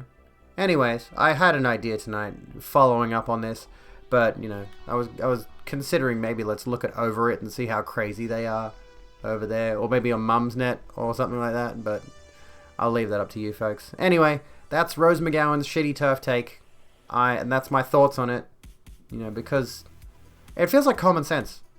It honestly feels like common sense. All the responses to everything she said, again, amazing that everything she said was completely and totally incorrect. Every single instance of anything she said was fucking wrong, demonstrably so. And yet she keeps going. Anyhow, I'm done with that turf for the night, but we might find some more turfs along the way, who knows. Have a video response to Rose's take on this. Shoot me with it. You know, biological women as opposed to synthetic women. I want to be a synthetic woman. Paige from Charmed, that's it, yes. What do we got? Okay.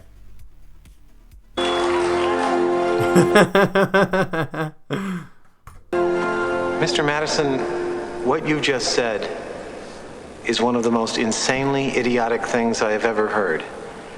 At no point in your rambling, incoherent response were you even close to anything that could be considered a rational thought.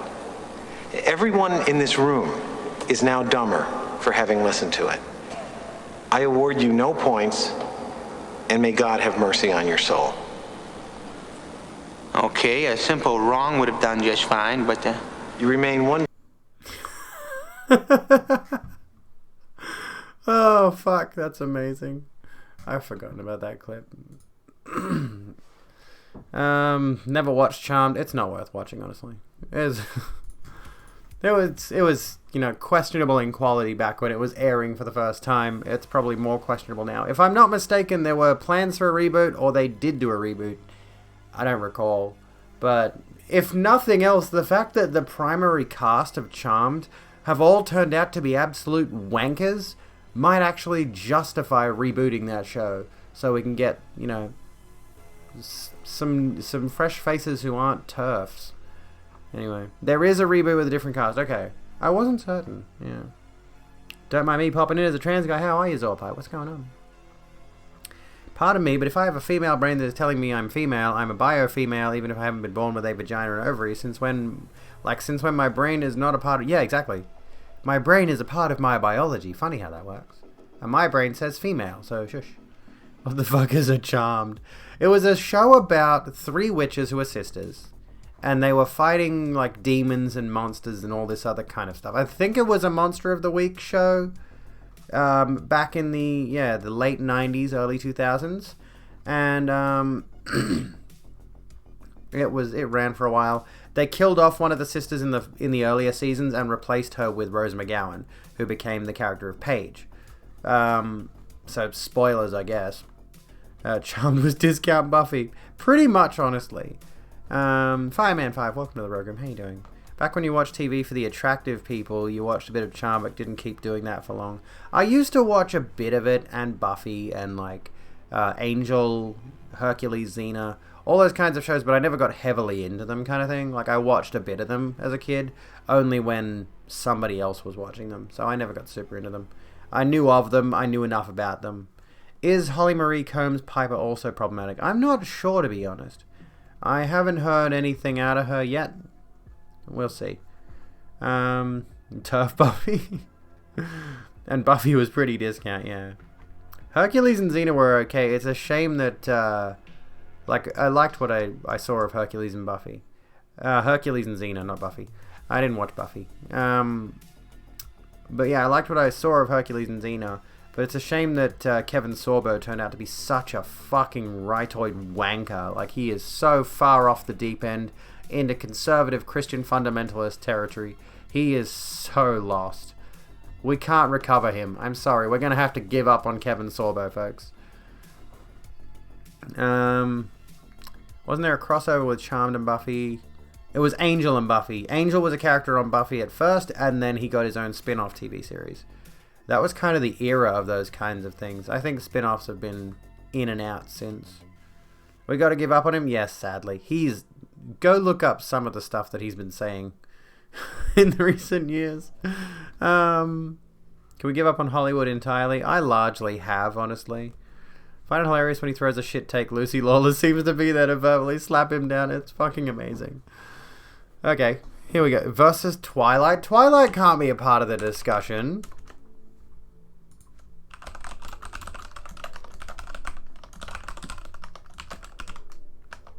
Hang on. I think I know an alternative.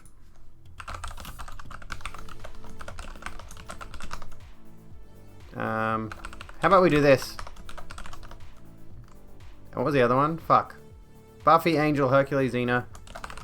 There we go. We'll do it this way instead. Because Twilight's not even close to relevant. And nobody should vote for Twilight in anything. So anyway. Supernatural, that was okay. Male-female brain is inaccurate, but it's easier than explaining homologous structures and how brains respond better to estrogen and others respond better to testosterone. Oh, yeah. Anastasovsky Andrew. Welcome to the program. How you doing? Sorry, I'm stumbling to read tonight. Sad because Sorbo was in Andromeda, which was a decent sci-fi show. Yeah, I've heard Andromeda's quite good. Sorbo said the Capitol building was breached by Antifa dressing up as Trump supporters. That's literally how loyally delusional he is. Mike Pillow level devoted. When are we getting the Philosophy Tube spin-off about the guy who was Abby Thorne's doppelganger in the Identity video? Xenovote time. Which was the best show? Andrew. There we go. It's easier. How you doing? Welcome to the Rec Room. So hang on. Supernatural, yeah, Supernatural was supposed to end at season 5, but for some reason they just kept going and they ended at season 15, for goodness sake. Why they kept going, I don't know, but they did. They kept going. I haven't watched most of these shows either, mind you. I've watched like episodes here and there. I've never followed them specifically. But yeah, like at some point Supernatural went from a Monster of the Week format to a let's do a long form storyline across the whole season, which they did do from the beginning, but it was much more Monster of the Week to begin with. And then, yeah, they reached season 5 and it should have just ended there. I would have ended it there. I would stop watching it there. But I kept watching for a few more seasons. I think I got to season 9 and I had to drop out. I'm just like, I can't take this anymore. It's fucking shit. Honestly, like it got to such a bad point. But it was so popular, yeah. Like you said, Kiara, it's so popular that it just kept going. Buffy wins, apparently. There we go. And I was just, yeah, I was one of those people that was like, ugh, I can't. You miss older Supernatural. Yeah, like the first few seasons are really good, Skater. How you doing, by the way? A lot of horny fans that shipped the two brothers together was making them so much money they had to keep it going. Supernatural decided to fight God, meandered, then realized there's nothing better than fighting God, fought him again, then ended. This is the thing, is like it's so deeply rooted in the Christian mythology, which, you know, they dip into other mythos, but it is so heavily, deeply rooted in the Christian mythology that eventually God was going to be the thing, and it's like, you're a couple of dudes with some guns and knives, come on. Can we not? Like... Hello, Pretentious Plant. We're doing okay. Did God actually... I don't know if God actually showed up. I stopped paying attention before that happened. When is Sorbo going to reprise his role as evil atheist teacher? Wait, did that happen? There was only so many monsters of the week they could do. Exactly, like they should have realized their limitation and just stopped once they had reached that point. And there's a lot of mythological creatures out there they could have done, you know, quite frankly. I don't know if they ever did. Maybe they did this after I had tuned out. But have you folks ever seen a Penanggalan? That's a monster I would love to see represented in some kind of... I probably spelled it incorrectly. You ever seen a Penanggalan? I probably can't show it on stream, actually. It's pretty gruesome. It's a type of vampire who at night... It's a beautiful woman. The vampire is a beautiful woman, and at night she tears her own head off and all of her organs come with her. And it's so grim. It's such a grim visual, and I'm like, I need representation of that in something. I don't know what. It's so fucking metal. I think it's I want to say it's an Indonesian folklore, or something. I think it's an island, a Penanggalan. Let me look. I looked it up just a second ago. I should have looked up Malaysian, there we go. Yeah. Has the guise of a beautiful woman until the moon rises and then she tears off her head and goes hunting as just a head and a trail of organs floating about. It's so fucking cool. Yeah, the vampire head with just the guts attached. If they decided to explore other religions, it would have been amazing. Yeah. I think they play too heavily into the Christian mythos. Sorbo is the bad guy and God's not dead. Oh, okay. God preferred to be called Chuck. Oh, you like Lucifer? I have not seen Lucifer. I've heard it's okay. I've heard it's alright. I just feel like the idea of Lucifer just being a essentially. As far as I know, it's a cop procedural, isn't it? There was one weird episode where they were dealing with a kitsune from Japanese myth, and in their version they eat a specific part of the brain and only that part. It was a mum and daughter kitsune, and they had a goddamn jar of those removed brain parts in the fridge. It was fucking weird. I mean, I did like the parts where they got really grim and gruesome with Supernatural. But when they got really heavily into the hyper, over-the-top god stuff, I was like, the angels and demons stuff, I was just like, oh, fucking Christ.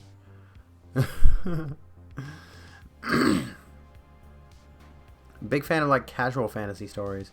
Define casual fantasy. It's like, oh, casual slice of life. Yeah, that'd be cool. Bunch of demon girls hanging out in hell. Yeah, I've thought about doing a series like that, doing a story that sort of focuses on that kind of thing. You know, maybe the adventure, maybe the things that happen with travelers in between their adventures. A group of travelers going out and doing things that adventurers do in mythical fantasy land. And a lot of it's just, yeah, that slice of life thing. Sounds kind of quaint.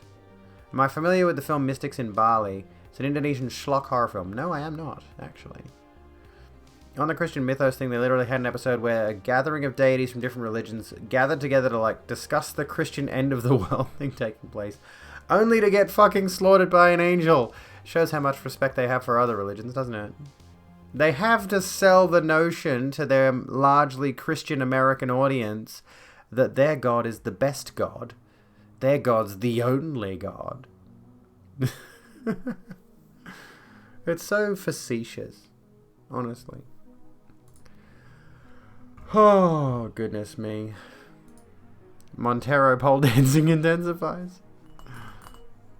Christian is the best because Angel's strong.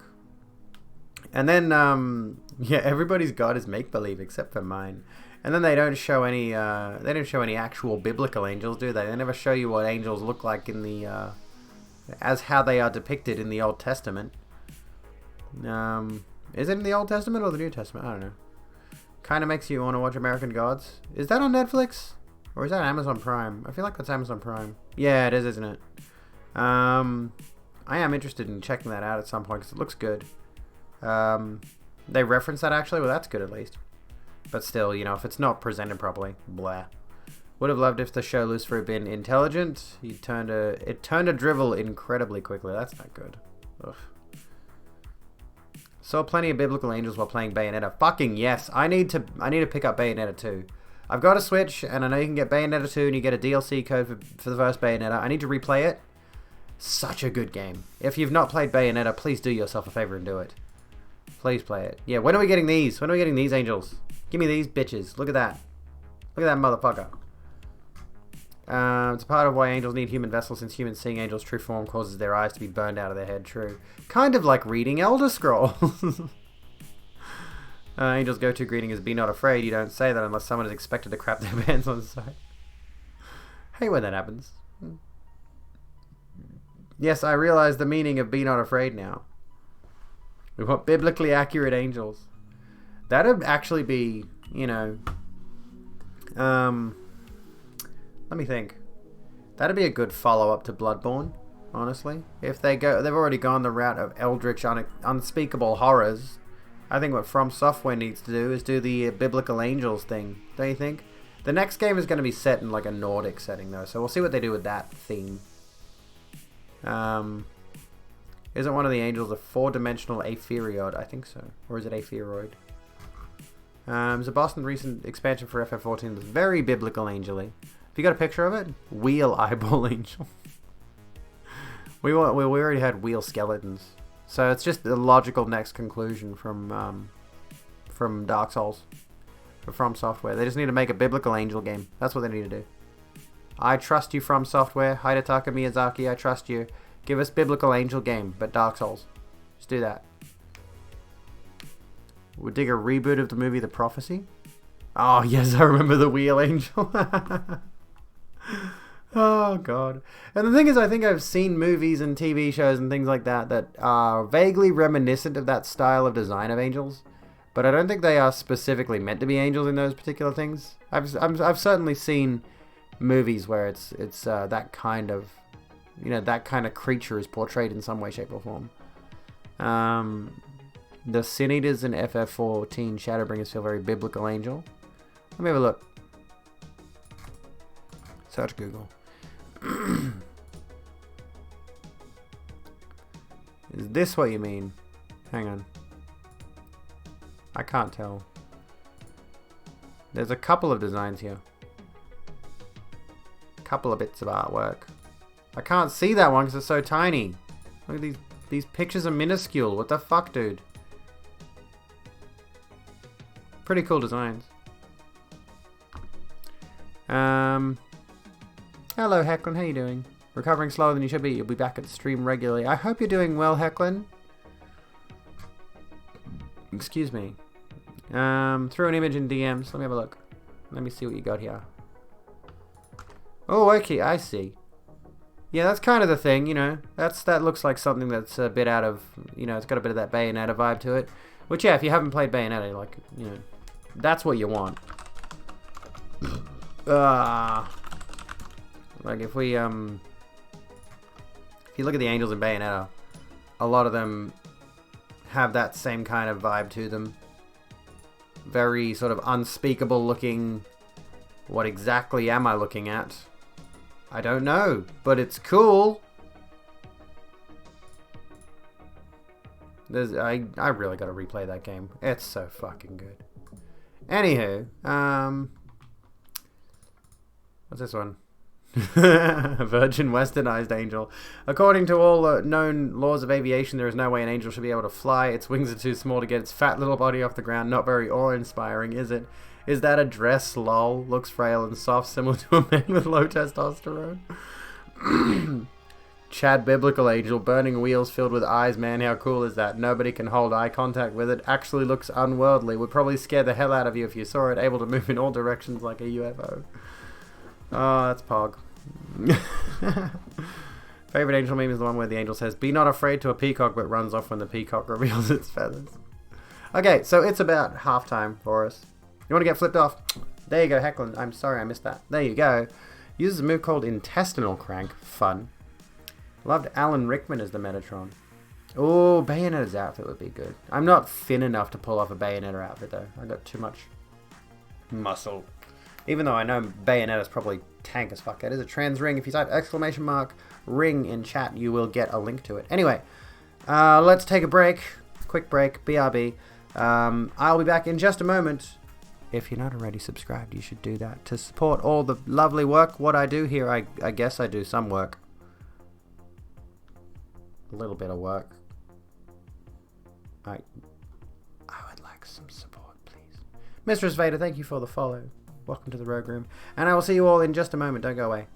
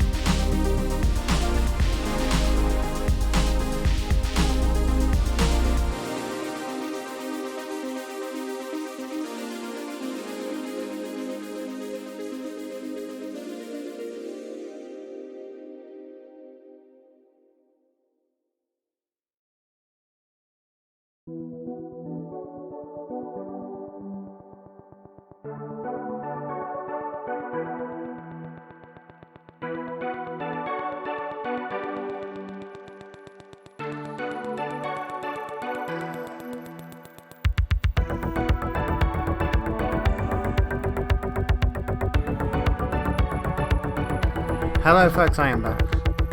How's it going? Let's turn that down a little bit. We don't need the music drowning me out or whatever it is. So we're back. Again, I want to ask the question, how was your weekend? If you did celebrate Mother's Day. Fuck with the rest. Hello back, I'm Wing. Ha ha ha ha ha. Hi Dad. Do you like my octopus? I now hate the fact that I got the octopus without realizing they do a spider. And now I need to get the spider, and I'm like, I can't justify buying another one of these fucking things. Not really. I can't sit him on the mic anymore either, because the mic's down here now. It used to be up there, but it's down here now. Octoplush. This is a good little baby because it doesn't attack my feet. Donate the octopus and get the spider. It wouldn't be a donation then, would it? If I donate it, I'm not going to get the money back for it. I do like the little moon on the top though. It's got a moon, and then other side has got a sun. You can't see it, but there's a sun there. There you go. That didn't help much, but you can sort of see it now. There you go. That's a little bit better. Angie octopus. But yes, it is a mood octopus. Called your mum, you can't wait to hug her. Well, that's good. I hope you get to hug her soon. Yes, I'm drinking yet another decaf because I hate myself, apparently. Let me check if mine has a sun and a moon. Right, yeah, sounds good. I don't think they all do. They're all different types of designs on them. And they're very cool, though. My favorite one was the one where it's like, it's angry, and then you flip it inside out, and it's still angry. It doesn't give a fuck. It's like, no, fuck you. I'm pissed off. Let's have a look. Spent money on making someone some gear, and they paid me way more than you spent on materials. That's fucking awesome. That's what we like to hear. Fucking pog. Let's have a look. Let's see if we can find the one that's angry and angry. Angry. I like the blue and purple. Black and grey, red and yellow, fire eyes. Yeah, fire eyes. Here we go. It's angry. It's angry and it gets angrier. Yeah, if we go back out of this. Reversible axolotl. Shot by animal. You can shot by animal. Where are the other reversibles? Here we go. I want the spider. Look at, where's the spider? Look at the spider. Yeah, there's axolotls. There's a spider. It goes black and purple. It's kind of perfect because I'm purple. Yours has no sun and moon. What colors are yours? Because I think mine was specifically the sun and moon one. Like that's what it was called or something. They got reversible foxes, raccoons, a ghost. They got a glow in the dark ghost. Oh my god. There's a white and black version. Why am I advertising for this little fucking thing? Why do I care? Blue and dark blue. Oh, okay. Well, that's weird. Maybe there's a different version.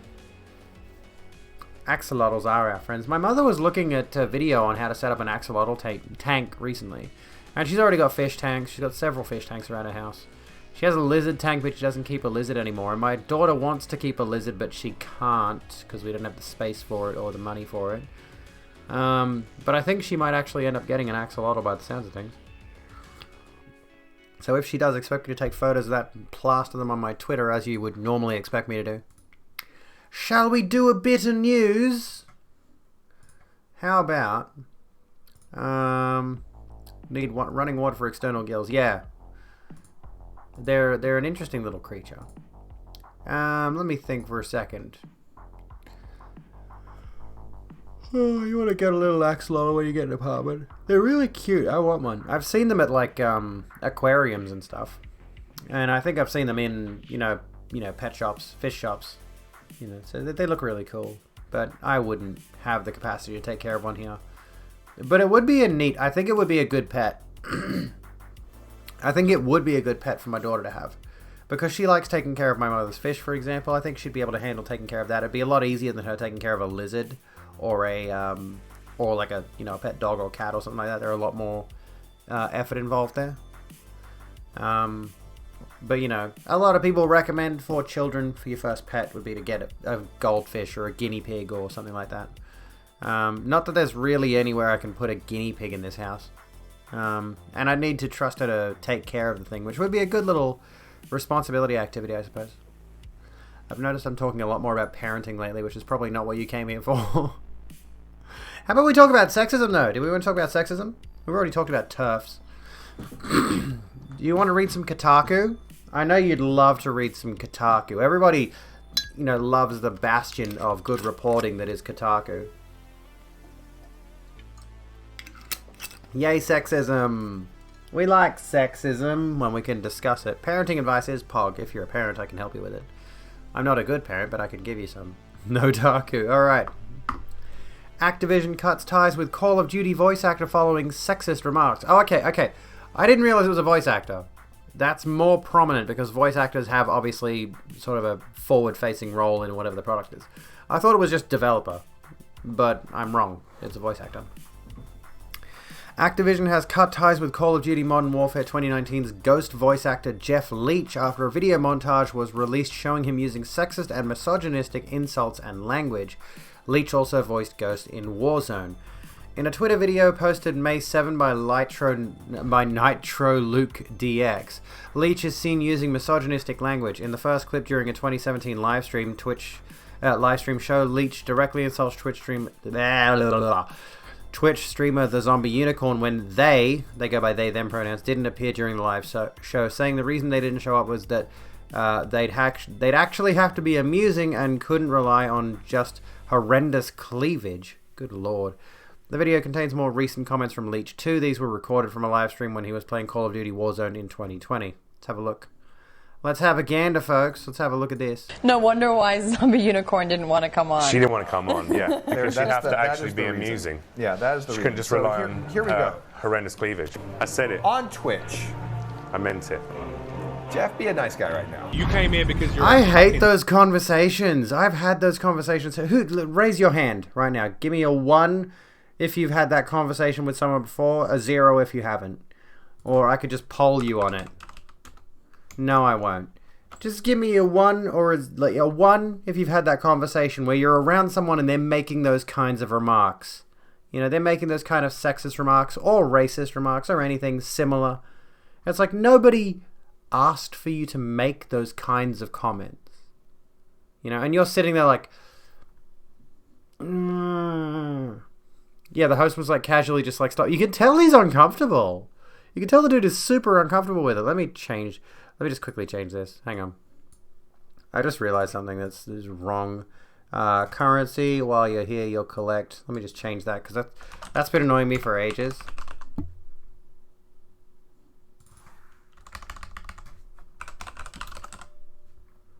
There we go. I don't know if that fixed it, but anyway, yeah.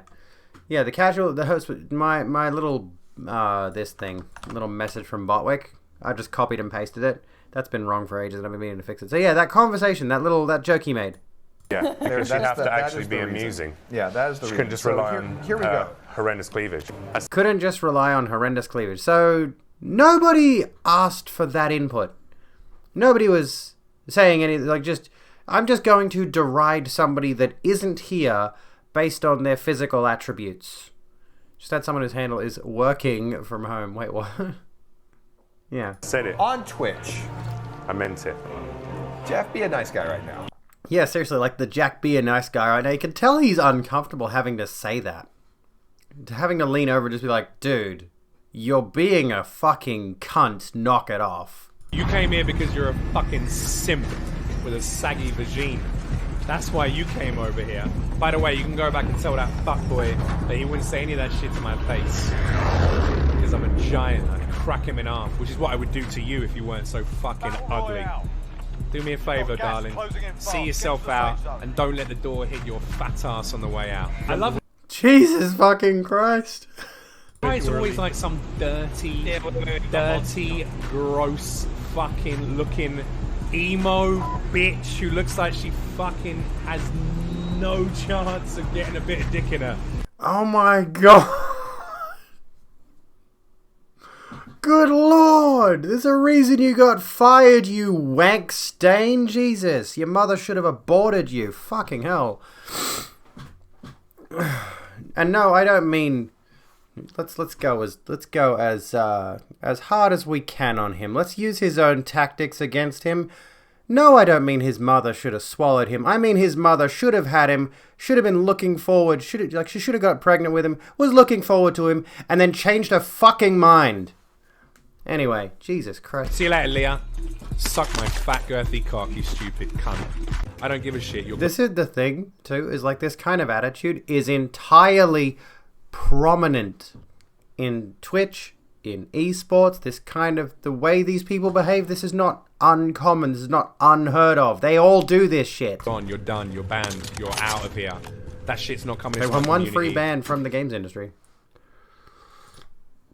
This footage shows 37-year-old Jeff Leach abusing young females during a gaming live stream. This guy thinks he's something. Well, he kind of was, is the problem. He was the voice actor for Ghost in Call of Duty. And now he's no longer the voice actor for Ghost in Call of Duty, specifically because of this, which is fucking hilarious. In 2021, misogyny has no place, yet female gamers regularly experience sexist abuse. Internet hard cuts. I know, exactly. That's the funniest thing. Is they're in a situation where no one can fucking punch them in the face, right? They say all of this shit with a microphone. There's no recourse for them. You know, they don't know where the fuck in the world this person is that they're talking to, that they're trash talking right now. They are completely safe in their privileged little hole with their PlayStation 5. Absolute cowards. These people are the definition of cowards.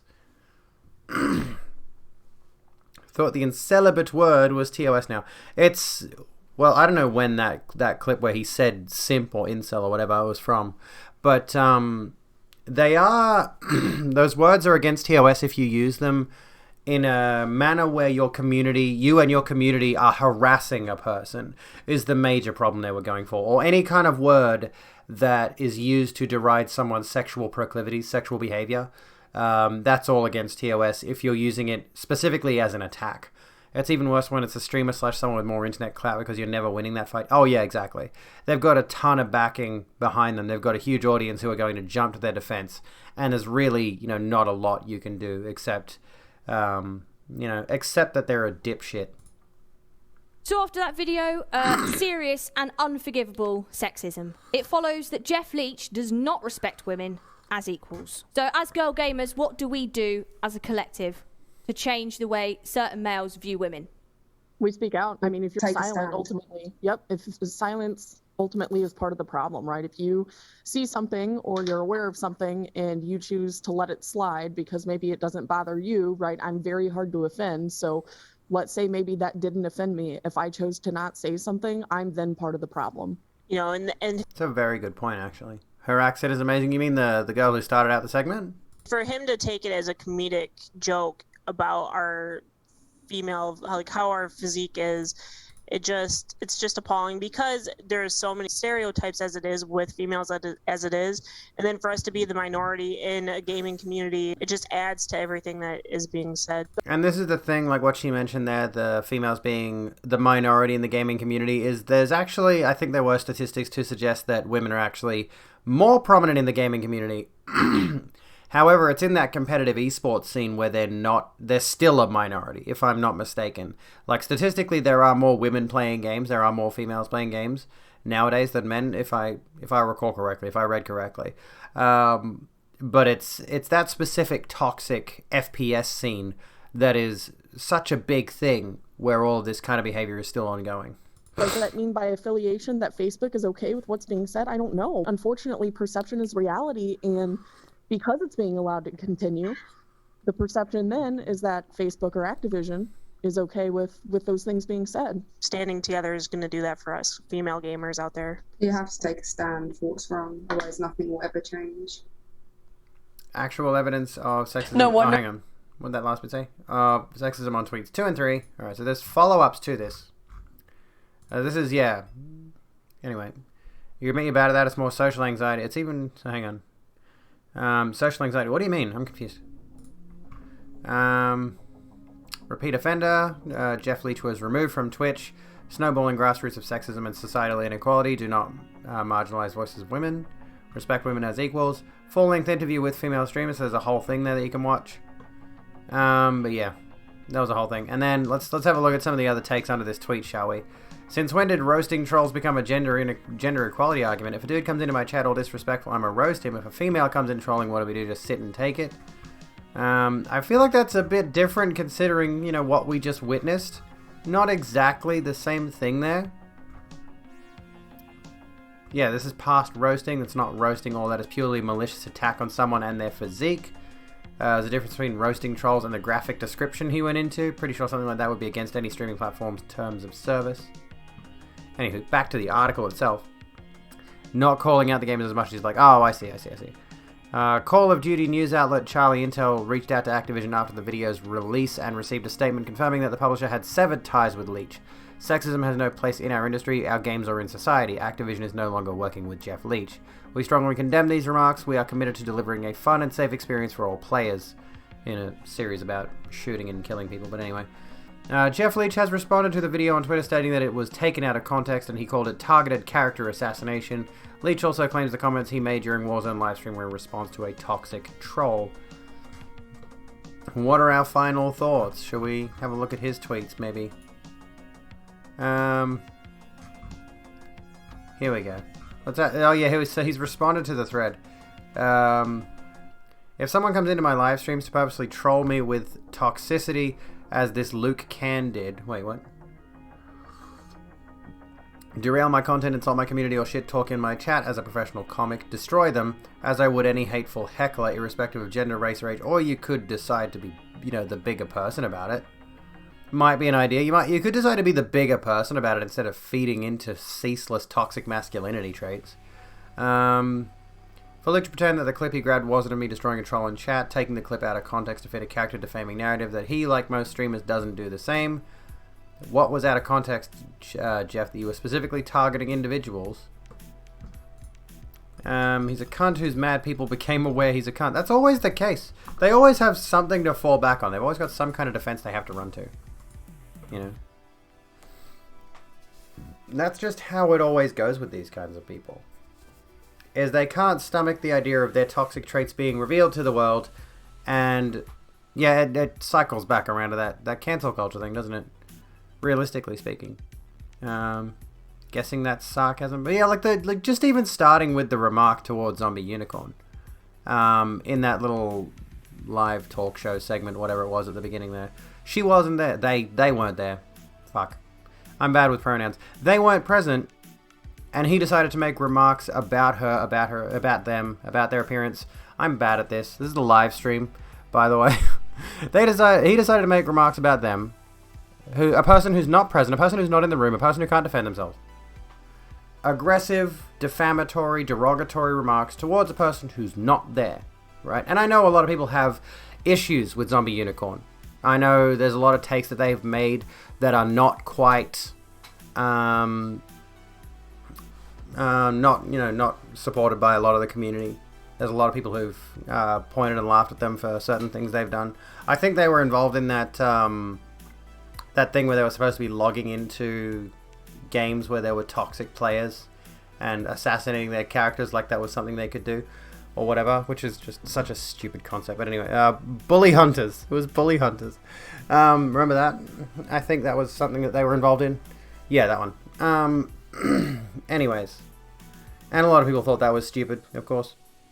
But at the end of the day, yeah, if you're going to be aggressively, sexistly making remarks about a person who is not present, who cannot defend themselves, and other people have to jump to their defense, and again, just like making judgment calls on how they present themselves, how they put themselves out into the world, then yeah, like...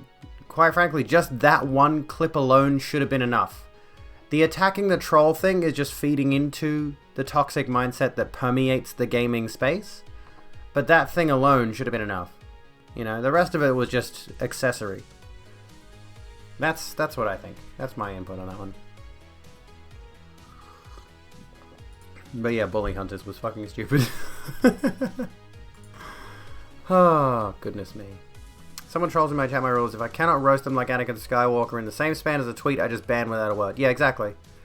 He was just going way overboard for no particular reason. Fatboy Tro, welcome to the Rogue Room. How you doing? How's it going, friend? How's it hanging? And like, I don't know, I've never been that person, I don't think. I think there have been a few times where I've tried. I've actually like seen someone in my chat and I've gone off at them and I just like, I feel bad after the fact. I don't feel like I've owned anyone. I don't feel like I've been, like I've won the fight or anything like that. It's like, realistically speaking, you should probably have moderators in your chat or have the capacity to ban someone from your chat if you don't like what they're saying.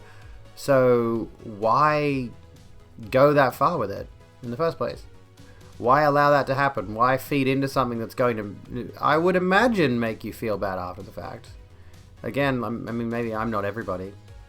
I'm not everyone, so I can't have that experience of saying everyone feels the same way, but you've just exposed yourself to the world as harboring a lot of intense resentment towards certain groups of people inside your head, just waiting for a moment to unleash it. You know, I won the fight for your hearts. Aww. And that's ultimately like, it's the same thing as, what's another comparison to make? You know, like he had all this ammunition loaded and ready to go at the back of his head. You know, that's ultimately what it boils down to. Is like he's been preparing for that moment. You know? So, what does that say about him as a person? I don't know. He's fired now. Whatever. Maybe he can start a YouTube channel and whinge about the games industry or something. Whinge about Gamergate in 2021. Any hoomst of. I have something I wanted to discuss, which is a little bit more in the political space of things, I suppose. Which I suppose that kind of, it wasn't really political. You know, I like to go on that notion of everything is political, but realistically speaking, unless it's affecting policy in some way, is it really political? There's a philosophical question for you. Anyway, rental crisis gives rise to motel nomads as families struggle to stay off the streets. This is something I've been worried about, honestly, for a bit. They are the motel nomads, homeless and in temporary accommodation fighting to stay off the streets. The COVID-19 crisis and the winding back of government support is being blamed, along with unprecedented rental crisis. I hope they go into a bit more detail about this, because I am in particular interested in the situation surrounding landlords, rentals, and social housing. Homelessness New South Wales Chief Executive Catherine McKernan described Australia's lack of rental properties as a humanitarian crisis. With the loss of JobSeeker and JobKeeper, we have done some economic modelling, and in Newcastle, for example, we are looking at potentially an increase in homelessness of up to about 38%. Good Lord! I know there are 70 million vacant homes in America and only 600,000 displaced people. Oh, yeah. Even societal is still political in some cases. Yeah. A lot of people do confuse political with societal, absolutely. With a wait list of up to 10 years or more for social housing across the New South Wales Hunter Valley, thousands of families are also in temporary accommodation and faced with nervous times. Motel nomads Tisha Atwell, Kiefer Williams, and their baby Brooklyn invited the ABC to join them as they were on the move to yet another motel. They have packing up down to a fine art, done within minutes and with military precision. We wake up, we wait for Brooklyn to wake up, I get ready, then Kiva gets ready, then we pack it, and then we pack what we haven't packed the night before, Ms. Atmore said. It takes a toll on us as well because we are stressing because we don't know where we are going or what we are doing. Like, why is that? Yeah, it's literally an issue we can solve today. Australia's got the same problem. It's an issue that can be solved, and rental prices don't need to keep going up. Rent is... Thank you for the posture check, I'm slouching. It's like, yeah, this is not something that needs to be an issue, and it is entirely rooted in... Stop telling me to sit straight. I'm gay. It's an issue entirely rooted in massive profiteering. No one needs to own several properties. Yes, landlords should be illegal. I'm a Maoist. Go chop chop. Or what did Chairman Mao do with landlords? Anyway. Eat landlords. Yeah, like I... Sit gay, okay. Anywho, the situation with, you know, rent going up all the time and, you know, let me think for a second. There's not enough social housing. There should be enough social housing. Why is, again, homelessness is a problem that shouldn't exist. There was a time in human society before all of this capitalistic bullshit where people just had shelter. People just had shelter. They were able to find shelter together. This is as gay as I can sit. This is as gay as I can. I'll try to get a little bit gayer.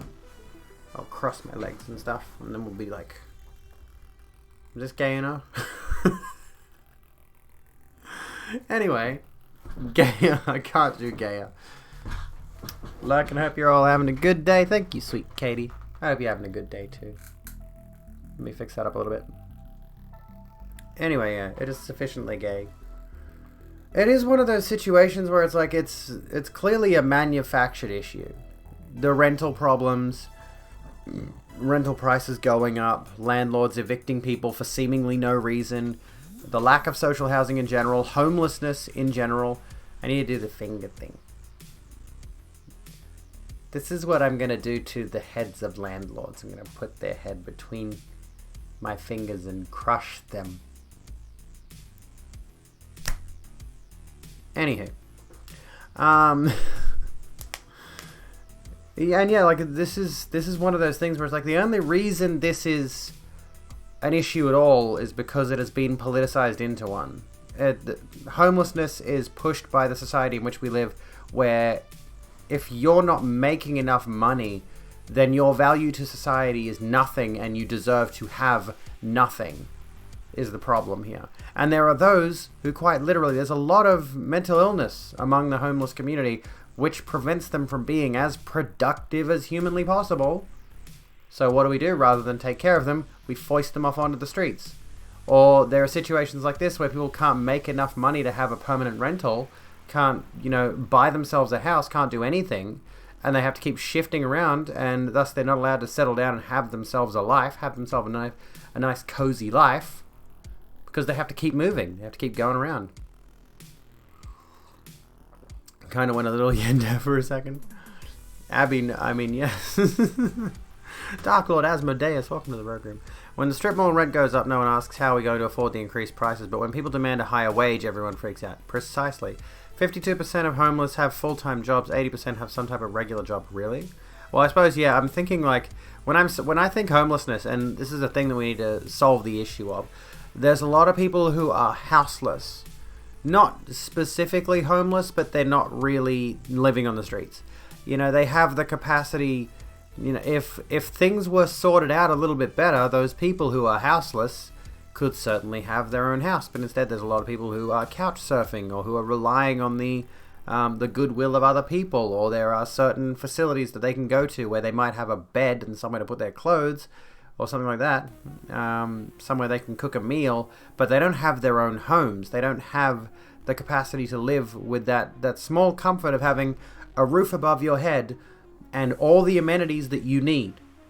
You know, a couple of bedrooms perhaps, like if you've got kids, or, you know, a room and an office, I don't know, whatever, a living room, a kitchen, a toilet, bathroom. You know, having those facilities, those basic facilities is... You know, there's a lot of people who do not have those basic facilities. So not every homeless person or houseless person, it's hard to define specifically which, is without a roof over their head necessarily, but it is still a significant issue that needs to be resolved. And the only reason it's not resolved is because it benefits the people who are making all the money on real estate. I forget, somebody presented a reason as for why there are so many empty houses when there are so many people out there who could be living in those houses or apartments or units or whatever else. There are people who could be living in those residences, but there is some reason that they're not being allowed to live in those residences, and I've forgotten exactly what that is. If somebody knows what the reasoning is, there is some, not a justification, but there is maybe like a tax avoidance or something, I forget. few months ago, the police raided an illegal homeless tent camp. Yeah, I know. It's stupid, isn't it? You know, people keep singing the praises of America's capitalistic nature, and there are literally tent cities in America. There are literally entire enclaves of homeless people banding together, huddling. Like, quite frankly, that age-old trope that shows up in so many older movies, and maybe still does in these days, of a bunch of scruffy old homeless men, you know, barracked around a fire in an oil drum, is a thing that legitimately does happen.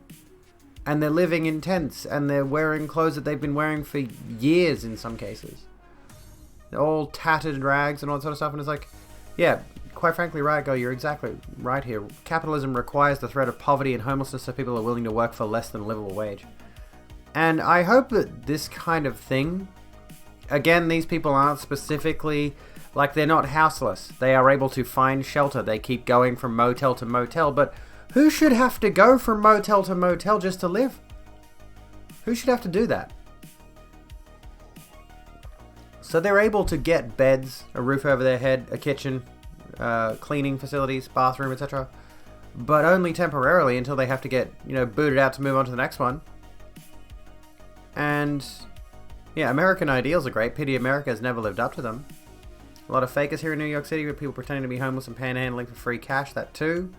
Which just contributes to the already negative association people have to homeless people. Not association, the negative idea in their heads people have towards homeless people. There are a lot of people who think, oh, the reason this person is homeless is because they're a drug addict, or because they're a psychopath, or because of, they're faking it. They've got a Mercedes parked around the corner. And all, like, people come up with as many justifications as they can because, quite frankly, one of the biggest American ideals is selfishness. And it's not just America that does this. This is other, you know, this is in Australia. This is an article from Australia. There's a lot of selfishness. People don't want to do whatever they can to help the homeless. There was another news article I had that I must have misplaced it, about a guy who sold his mansion or house or whatever it was he sold. He made a significant load more money than he was anticipating, and he put that money, that extra money, forward to helping a bunch of homeless women so that they would have somewhere to stay, somewhere to live. I forget, if somebody can find that article for me, that'd be great. But the problem there is that, you know, that relies on the goodwill of people. There's a lot of people out there who do not have goodwill towards their fellow man, who do not look at this kind of situation as something that can be resolved. And largely we are hindered by the actions of the government refusing to actually do anything about it. The reason so many empty homes are not provided for homeless people is typically someone like a bank or a hedge fund own the property as a commodity in order to control the market and artificially raise property values. There we go. I knew it was something like that. Need more small houses and shoebox apartments. Yeah, like just having, you know, tenements with basic, fundamental amenities. You know, things like hotel rooms. Things like hotel and motel rooms where you've got a bed, you've got a bathroom, you've got a little kitchenette area. Just for those who simply cannot afford to have the luxury of a triple bedroom house with a garage, you know. You know, there should be that kind of housing for people who need it. And, you know, larger situations for people who have kids and things of that nature. What is that light over there?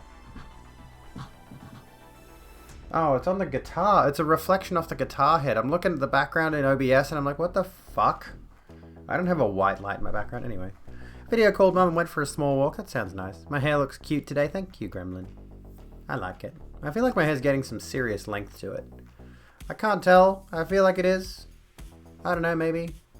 Anyways. Excuse me.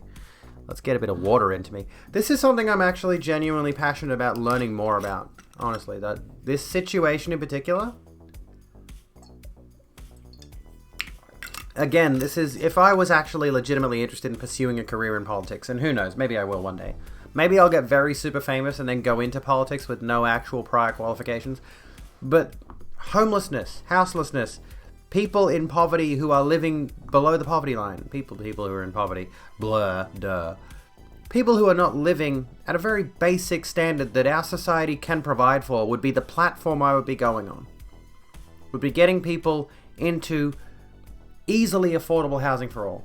Chat to you later, Talon. Have a good one. Thank you so kindly. It's a miracle, Helsinki's radical solution to homelessness. We'll give this a look in a moment. Let's finish this article and then we'll give that one a look too. I think I might have seen this one come up recently. Anyway, we did talk about how Vienna. Do you remember the Vienna situation? We watched that video by the Gravel Institute about Red Vienna, about their socialized housing programs, which were good. They were working. They were really, they were helping the people until the Nazis happened. Anyway, you live in a flat big enough for 2 people and wouldn't mind helping out someone who's homeless here. The landlords rather build another McMansion than build something more affordable. Yeah, there's an entire neighborhood near where I live that was only erected like in the past 5-10 years or so. And it's a bunch of really nice, flashy looking little, cardboard box houses. And of course, they're stupid expensive. They're almost made not to be sold. They're made to just exist there and take up space. You're only as strong as your weakest link. Well, yes. Still envy my hair looking at how to go about restoring some of mine. I hope you find a solution. But yeah, profit. They spend the money to, the idea is, build a whole bunch of really cheap housing and then make money back on the few people who can actually afford to buy any of the fucking houses or rent them. On the road again. When it is time to get on the road again, it is a case of the family being on foot laden with bags. I never thought it would be us, but it is us, Miss Atmore said. Unfortunately, it is a lot of people, not just us, but we push along and stay together. Under state rules, supported housing in motel rooms is capped at 28 days per 12-month period, and when that number of nights is exhausted, people often end up in cars, tents, couch surfing, or on the streets. Supported housing in motel rooms is capped at 28... Why? Under state rules, supported housing in motel rooms is capped at 28 days per 12-month period. Why? Does that mean they can only live in any motel for 28 days? Like, total? Or does that mean... What? What does that mean? Does that mean they can stay in a motel for 28 days and then they have to move on to the next one? What the fuck? What kind of stupid bullshit is that? Families are then assessed by their accommodation provider every 2 or 3 days. Ms. Atmore said her family became homeless after a subletting arrangement turned sour a month ago. She said her family was still adjusting to what has become its new normal, and she realized they were not alone. The family issued a plea for help on social media. I don't know what that's about. Anyway, do know that Newcastle is in crisis as well. They have set up tents in the parks. It is everywhere, unfortunately. Community rallies to help. A family's case has galvanized the Hunter coal town of Cessnock. A Facebook plea for help attracted dozens of offers of food, clothes, vouchers, and even a first birthday party for baby Brooklyn. Madeline Matuzzi is also a young mother who said the family's plight moved her to tears. Having a young child at such a young age, I'm thinking young age, like the kid is like, yeah, the child is going to be young. No, the parent. You are shifting from different rooms with them and different environments, and it just really touched me. I can imagine it would be very hard. The family said the support had been overwhelming. It is emotional, a lot to know there are strangers out there that you don't know that are willing to help you. Food, clothes, blankets, toys, even to offer us to go to their house and wash our clothes or even go to their house for the day to chill out for a while, Mr. Williams said. So here's they've misspelled critically. This is the part that I wanted to get to. Social housing critically low. Compass Housing has provided the family with supported temporary accommodation.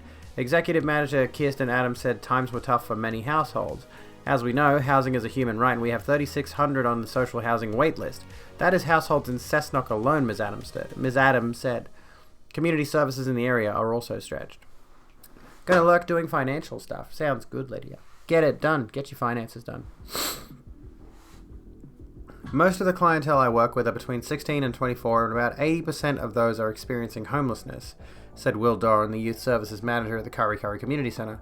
And it goes way beyond youth. Many families are homeless. Mr. Doran had said it had never been this bad. Definitely we saw a significant increase at the start of COVID last year. We worked doing field work during the entirety of COVID and the spike hasn't stopped. When you think about mental health, the physical aspects, we are heading into winter and it doesn't seem like such a great idea to have hungry, homeless families spending time in tents. The Kari Kari Center opens its food shack several days a week, provides members in the community with the opportunity to obtain affordable household products and groceries they may not otherwise be able to buy. But yeah, we need a national housing plan. Currently we are 500,000 short nationally. That is a lot of properties for a lot of people. So is there any other desperate... I read that as depopulation. Cost of thousands of affordable rentals is about to increase, and here's why. Bullshit. Do we click on that? Should we click on that and continue down this rabbit hole, or should we, drift off the rental thing for a bit? I don't know. What do you feel like? This is, mind you, the rental crisis, specifically in regards to Australia, but it's all honestly the same thing across the world. But we have this thing here. Helsinki's radical solution to homelessness. This was back in 2019. So it's fairly recent, although given COVID happened in 2020, it may have changed a bit. Finland is the only EU country where homelessness is falling. It's secret, giving people homes as soon as they need them, unconditionally. Whoa! What the fuck? You can't do that! Capitalism told me you can't do that! Capitalism tells me... What? Fucked up both the camera angles. You can't give people homes as soon as they need them unconditionally? I fucked that up so many times. You can't do that. That's crazy talk. Why the fuck are evil people increasing rent? Because they need more money. Meanwhile, Jeff Bezos has commissioned a $500 million yacht. Well, on the one hand, you're good with any topic. On the other, you're realizing how close this hits to home for you. Yeah, I'll have to give you credit for that pun, though. That is a good pun. Housing assistance program where you're in SoCal has a 12-year wait pre-COVID. Fucking Christ. Maybe mega cities were not a good idea. Crazy thought. Anyway, this might give you a bit of inspiration, a bit of hope. Tatu Inesma turns 32 this summer, and for the first time in more than a decade, he has a home he can truly say is his. An airy two-room apartment in a small, recently renovated block in a leafy suburb of Helsinki with a view over birch trees. It's a big miracle, he says. I've been in communes, but everyone was doing drugs and I've had to get out. I've been in bad relationships, same thing. I've been on my brother's sofa. I've slept rough. I've never had my own place. This is huge for me. Downstairs in the two-story block is a bright communal living and dining area, a spotless kitchen, a gym room, and a sauna. In Finland, saunas are basically obligatory. Upstairs is where the 21 tenants, men and women, most under 30, live. It is important that they are tenants. Each has a contract, pays rent, and if they need to, applies for a housing benefit. That, after all, is part of having a home and part of a housing policy that has now made Finland the only European Union country where homelessness is falling.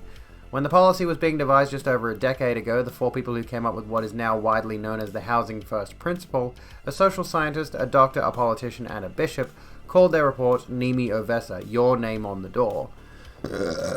Excuse you. It was clear to everyone the old system wasn't working. We needed radical change, said Juha Kakinen, the working group's secretary and first program leader who now runs the Y Foundation developing supported and affordable housing.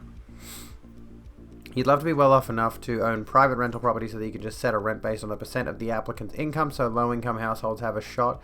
That'd be a good idea. Ideally, yes. Ideally. As in many countries, homelessness in Finland had been tackled using a staircase model. You were supposed to move through different stages of temporary accommodation as you got your life back on track with an apartment as the ultimate reward. Excuse me. We decided to make the housing unconditional, says Kakinen. You don't need to solve your problems before you get a home. Instead, a house should be the secure foundation that makes it easier to solve your problems. Fucking bang! There you go. Like this... Oops, that's the wrong one. A sound plan. Yes, it is a sound plan, Bartwick. Round of applause. Does anybody else feel that way? Does anybody else feel like that having a home... Just having a roof over your head, having a stable place to live is step one. You can't solve your problems when you're constantly stressed about, say you're going to work, say you're going to try to study, say you're doing whatever it is that you do to try to get your life back on track. Going around, you go to the library, you print off some resumes and cover letters, and you try to take them around to as many places as you can. Because I know they say it's all online nowadays, but quite frankly, that's a bunch of bullshit. And there's a lot of places that will not even consider your application unless somebody sees you face to face. Super Sweet Boy, thank you for the host. How are you doing? You know, having a place to live first, having that basic level of comfort, should be the principle upon which our society is built. Should be the most basic foundation upon which our society is built.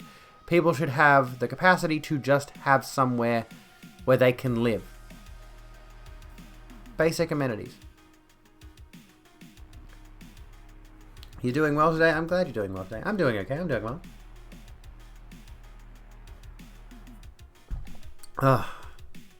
Excuse me. So Helsinki got it perfectly, because not all of a person's problems are fixable by anything but time and support. Yeah, exactly. I love the knuckle duster. It's good, isn't it? It's my favorite. Anywho, let's keep going.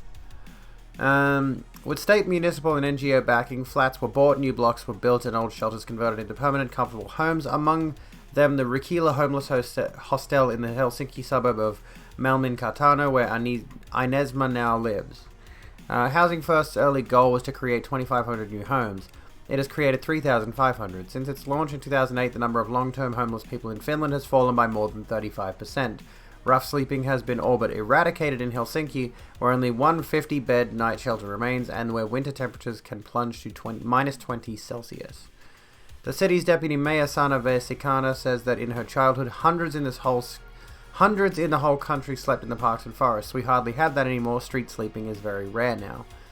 In England, meanwhile, government figures show the number of rough sleepers, a small fraction of the total homeless population, climbed from 1,768 in 2010 to 4,677 last year, and since the official count is based on a single evening, charities say the real figure is far higher. Excuse me. But Housing First is not just about housing. Services have been crucial, says Helsinki's mayor, Jan Vapaavuori, I can't pronounce these names, who was housing minister when the original scheme was launched. Many long-term homeless people have addictions, mental health issues, medical conditions that need ongoing care. The support has to be there. And this is where I think, like, Australia's Medicare system would more than likely be capable of taking care of those kinds of people who have got those issues that need assistance. What I've experienced of the Medicare system, I might be wrong on that. So, at least in regards to Australia, that is a good thing. People of a certain income threshold, below a certain income threshold, are eligible for Medicare, which essentially makes all, say, prescription medication really cheap and things like that. Like, my medication, for example, is, and I take a few medications. I take, well, two. I've got a third one, but it's an over-the-counter allergy medication at the moment. You know, those are really cheap medicines that I have to pay for, like $20 max. And, yeah. Medicare can struggle on... Oh, yeah, the mental health thing is tricky, which needs to be changed. There needs to be some more Medicare assistance. Well, there is a little bit. But you need to have a referral from a GP first before you can be eligible for that kind of thing. The arseholes want the home to be the ends, not the means, thus lowering people's expectations from life. You're absolutely right, Pinball. Yeah, we were talking about that before, how capitalism uses poverty as a threat. If you're not being productive enough in society, then you don't deserve to have the most basic human rights afforded that society can afford to you, right? And they're making it harder and harder. They're making it more and more difficult. The price of housing keeps going up, whether that be buying a house or renting a house or what have you. And a lot of people simply are not being paid enough. Again, the minimum wage discussion. There are far too many jobs out there that will not only will they not provide enough of a wage for their workers, but they won't even provide enough hours for their workers on top of that. So people are working multiple jobs. They're barely making a livable income. And as a result, they can't afford to live in a rental. A lot of people end up share housing, which should not be a thing to aspire to. Should not be a situation where, you know, oh yeah, let's all live together, because that sounds like a fun gag. No, it's not a good thing, because those people then don't have their own independent space where they're free of the, you know, the problems of other people around them. which would only exacerbate existing mental issues if they have them, if they have those problems. Make things worse. Yeah, I'm really annoyed by it. As someone who's had to have several different dental operations, the whole situation around dental pisses me right the fuck off. I loathe it. I despise it. Ugh, I've had to have 2 wisdom teeth out, and both of them set me back hundreds of dollars. And I'm a poor person, so hundreds of dollars is a lot of money. Don't put me through that again. Good lord. Anyways. Excuse me. Shall we continue with the Helsinki thing? There's a lot in here. Yeah, we'll keep going. Which, you know, this could be a good glimpse into what things could... what changes could be made to places that have a lot of homelessness. Anyways. In the UK, it was recently announced that the Tories are making sure only those with photo ID will be able to vote, which is basically barring poor people from voting. Marvelous! That's good, isn't it? Awesome. Why would they fucking do that? Oh, wait, I know why. Because democracy's a lie. At Rakila, 7 staff support 21 tenants. Assistant Manager Sarah Harper says the work ranges from practical help navigating bureaucracy and getting education, training and work placements to activities including games, visits and learning or relearning basic life skills such as cleaning and cooking. Had to have 9 molars removed when you got septicemia. You pay $90 a fortnight for your private health insurance though, so it was all covered out of a disability pension. Still $90 a fortnight, good lord. You know someone who lives in a shared house and one of her housemates had COVID, so she had to self-isolate. See, exactly. Don't live with people. It's a bad idea. Welcome back, Lydia. Why do I have to shoot you? I'd rather not. I have my gun, but, you know, I don't want to do it. Don't make me do it. Don't. Put on the dress, rightoids. People. Ew. Gun lesbian. Gun and sword lesbian. A lot of it is really about talking, says Hannah Ahonen, a trainee social worker. And that is easier when you're actually doing something together rather than in a formal interview, Harper says. The connection is just easier. You can spot problems more readily. Yes, this is some kind of a step on me. Hardly any of the tenants come straight from the street, Harper says, and those who do can make time to adjust to living indoors. But after a 3-month trial, tenants' contracts are permanent. They can't be moved unless they break the rules. Rakila does not allow drug or alcohol use, some other housing first units do, or fail to pay the rent. Some stay 7 years or more, others leave after 1 or 2. In 2018, 6 tenants moved out to lead fully independent lives, Harper says. One is now a cleaner living in her own flat, another studied for a cookery qualification during his 5 years at Rakila and now works as a chef. Inesma is on a 2-year work experience program designed to lead a job. He says the opportunity to sort himself out was priceless. Look, I owe nothing. I'm on the autism spectrum. And that's another big thing. There's a lot of autistic homeless people. I think people are my friends and then they rip me off. I've been ripped off a lot. But now I have my place. It's mine. I can build. Look at that hope. I love that. Now you want to write a parody like Step on Me to the tune of Take on Me. Housing first costs money, of course. Finland has spent €250 million creating new homes and hiring 300 extra support workers. But a recent study showed the savings in emergency healthcare, social services and the justice system total as much as $15,000 a year for every homeless person in properly supported housing. Interest in the policy beyond the country's borders has been exceptional from France to Australia, says Vesa Kanza. The British government is funding pilot schemes in Merseyside, the West Midlands and Greater Manchester, whose Labour Mayor Andy Burnham is due in Helsinki in July to see the policy in action. But if Housing First is working in Helsinki, where half the country's homeless people live, it is also because it is part of a much broader housing policy. More pilot schemes serve little real purpose, says Kakinen. We know what works. You can have all sorts of projects, but if you don't have the actual homes, a sufficient supply of social housing is just crucial. There we go. I mean, it's not all of it. There's a little bit more here, but I feel like I need to take a break from reading for a second. My eyes are hurting. I'm gonna drink my vodka.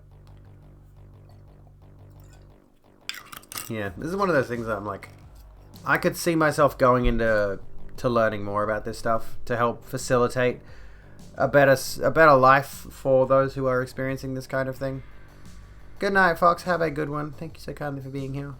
I'm gonna have to go to bed soon. I'm tired. Mate, I'm exhausted. I don't know why. I haven't done much. Oh, but you know, it's good to be. I don't know. What is it good to be? What was I going to say there? Where was I going with that statement? Thank you for more hydration. I do need it. I haven't been hydrating enough. Maybe that's why my throat is so scratchy. Existing is tiring. I am entirely out of spoons.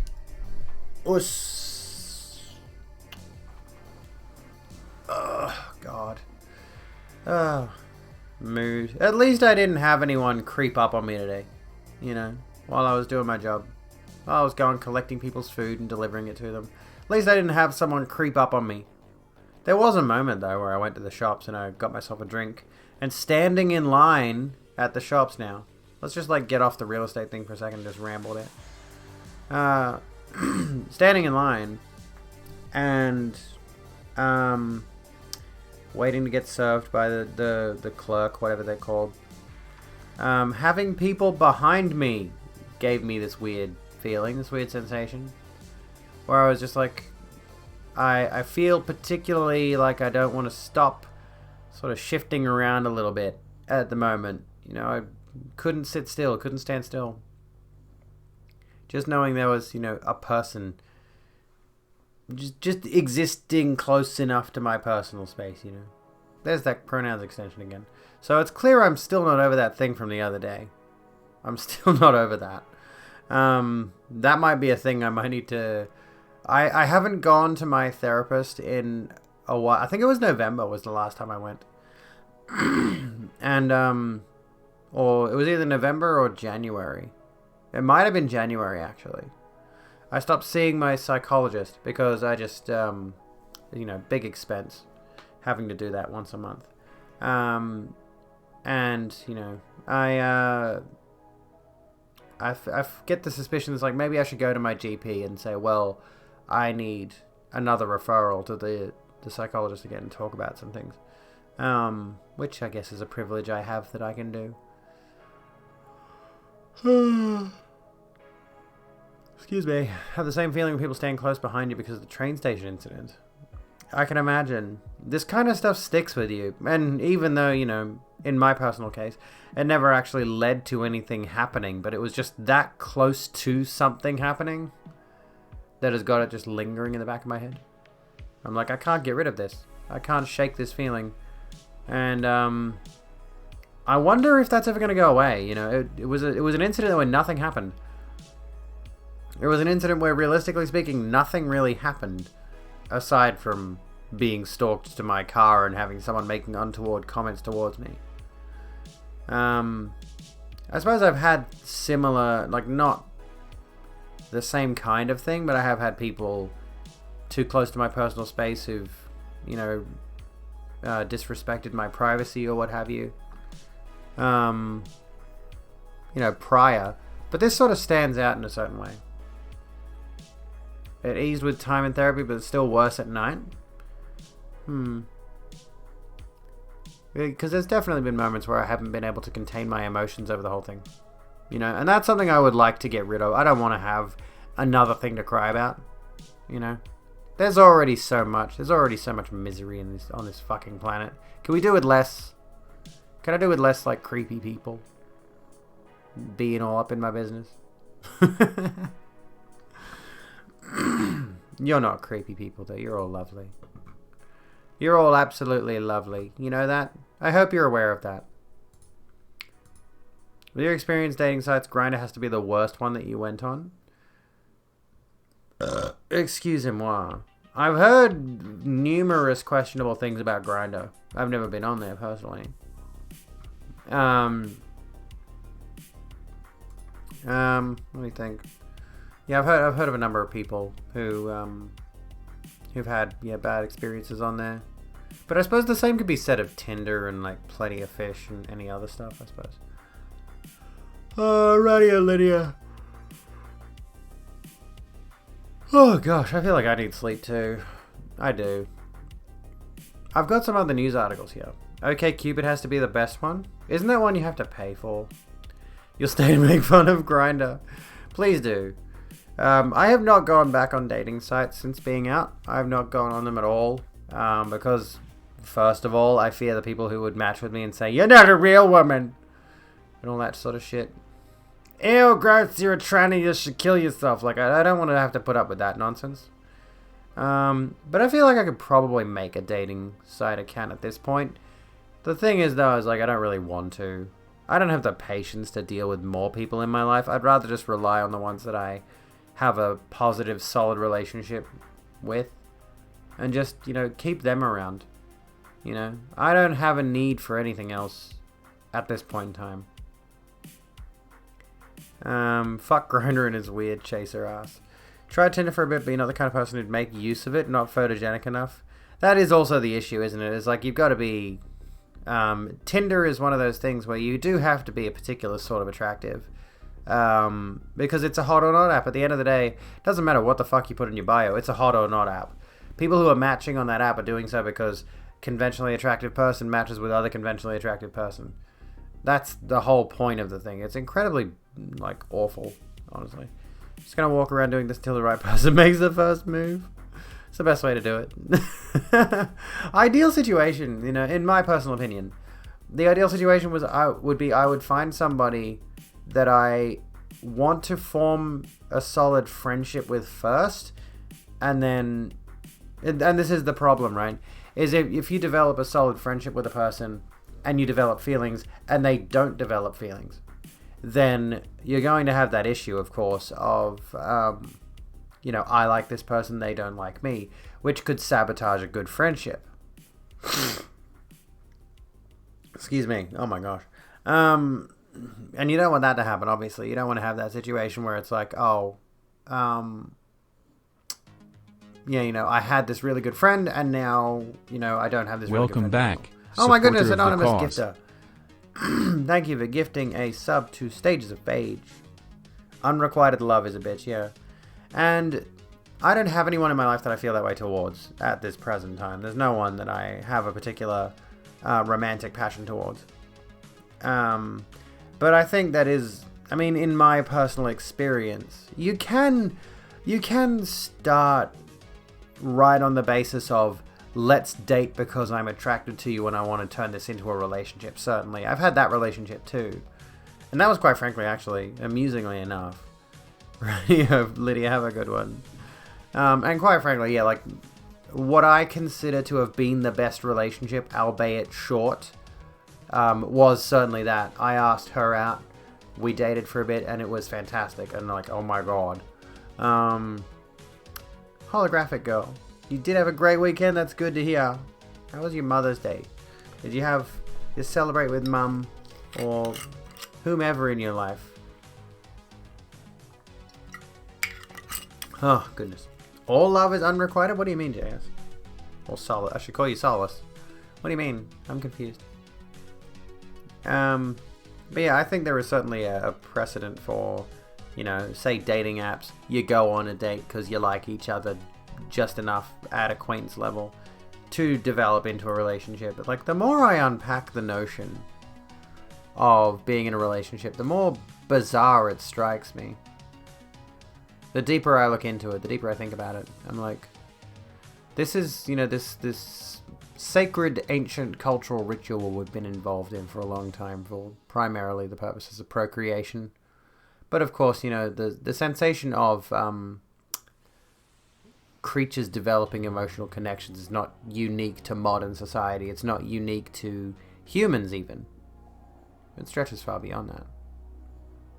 Anyway, I don't know why I got off on this tangent. I'm bored and I'm playing with my earring. Okay. Oh, here's one. Here's a news article. I've got a bunch of articles here and I'm like, I'm not really particularly fussed by most of them. I don't know why I have these saved. Today has been a pretty boring news day. I'm not happy with that. However, this one got my attention on the Facebook. The awful Facebook. Got your chosen mother some nice earrings. That's lovely. I'm glad to hear it was a nice day. Okay, here's a thing. Let's take a look at this one because I'm a little bit uncomfortable by it, I suppose.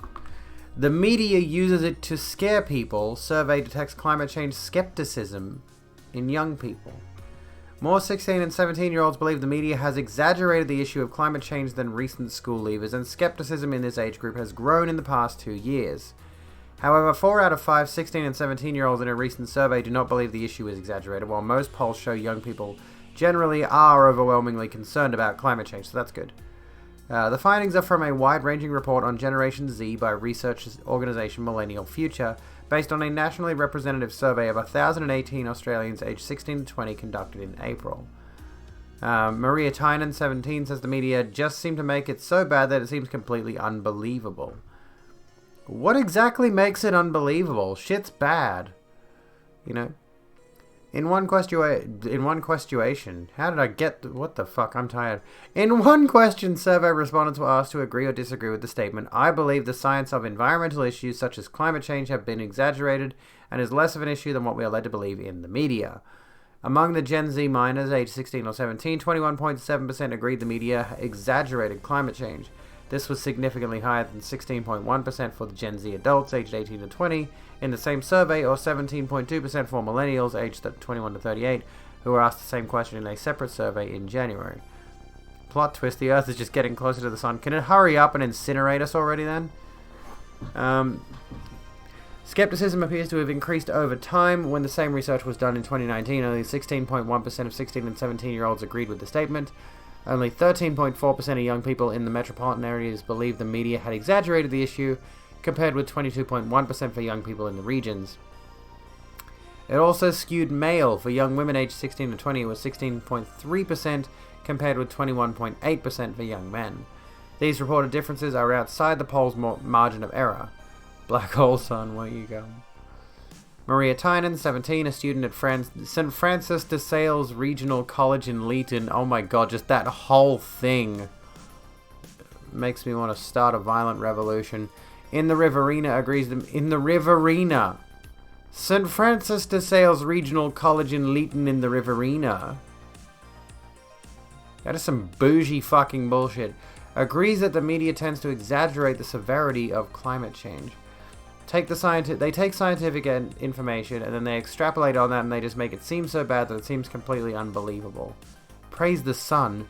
Praise the sun. Yeah, the media is exaggerating. Which the media is often known to do, but still, you know, in this particular circumstance, it's foolish to treat it as though the media is the only thing at play here. It's clear the science suggests that climate change is very serious and we need to, you know, actually work towards reversing some of the effects, or at least stifling some of the effects that we are having on the planet. This isn't to downplay the severity of climate change or anything, but the media uses it to make people scared instead of focusing on what can be done about it. Are there any examples? She said this was counterproductive because it pushed people into either denial or a sense of hopelessness. Maria, who was a representative in the New South Wales Youth Parliament 2 years ago, went through depression and despair thinking about the issue of climate change when she was younger. She felt better after she researched the problem and realized we had so many of the solutions already with existing technology, let alone future inventions. Maria describes herself as fairly optimistic. The fucking hell. Can these people read and proofread and edit their articles? Fairly optimistic this going to be something that humanity, like it always does, will push through. And then right over here, related article, Hunter coal miners don't have enough funds for land rehabilitation. Associate Professor David Holmes, the director of the Monash Climate Change Communication Research Hub, said effective climate communication combined the warnings about the risks with the solutions about how to fix it. The message of hope is that by reducing or eliminating the greenhouse emissions we have today, which is largely a policy area, we can dramatically minimize the dangers that climate poses to the whole planet. We do have the means to combat climate change. The problem is the people in power not using it because of profits. What point is there to having profits if the planet's going to be destroyed and all the people on it are dead? just saying. If you destroy the planet with climate change, what's the point in profits? Anyways, that's the wrong... This is another... Oh, why is... This doesn't have any of my stuff on it. Hello. Anyway. Where were we? Associate Professor Holmes said there had been targeted attempts to seed climate denial among young people and counteract the Greta Thunberg effect. For example, until last year, US-based right-wing think tank the Heartland Institute had funded a young German climate denier, Naomi Seibt, as an anti-Greta. Why again? This is exactly what the right-wing always fucking does, right? Oh, okay, so the left has got Greta Thunberg, who is warning people about the dangers of climate change and is urging us to do everything in our power to reverse the effects, to stem the tide of us destroying the planet. So what does the right wing do? They form a think tank that finds someone who's a climate change denier because they just have to have their own antagonist in this fight. They can't just handle... They can't just, you know, look at a situation and say, oh, this is a problem that needs solving. No, they need to make themselves the enemy in the discussion. Like, fucking hell, they're so predictable. Jesus fucking Christ, dude. I was reading up on the psychology of it, and it seems that they treat their money like a video game score. Well, yeah. That's hardly surprising. I think I've heard of something similar to that, yeah. Who are we going on about? Well, I guess climate destroying billionaires at the end of the day. Social researcher Rebecca Huntley, author of How to Talk About Climate Change, who has conducted her own research on climate change attitudes, said the Millennial Future Survey was a good sample size, including the breakdown into the two age groups, and the findings could not be dismissed. But she said it also posed further questions.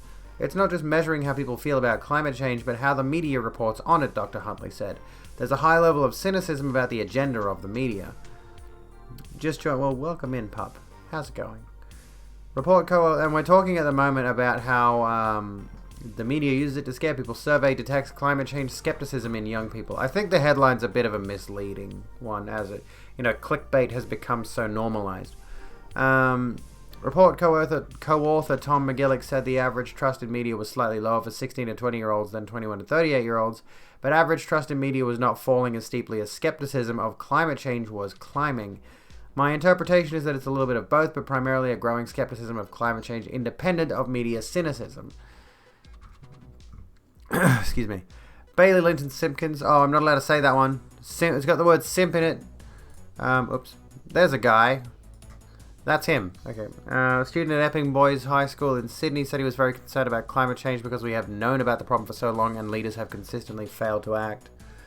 Based on me going to different sources and reading scientific reports, I think what the media is presenting are the facts, and they're not being alarmist about it.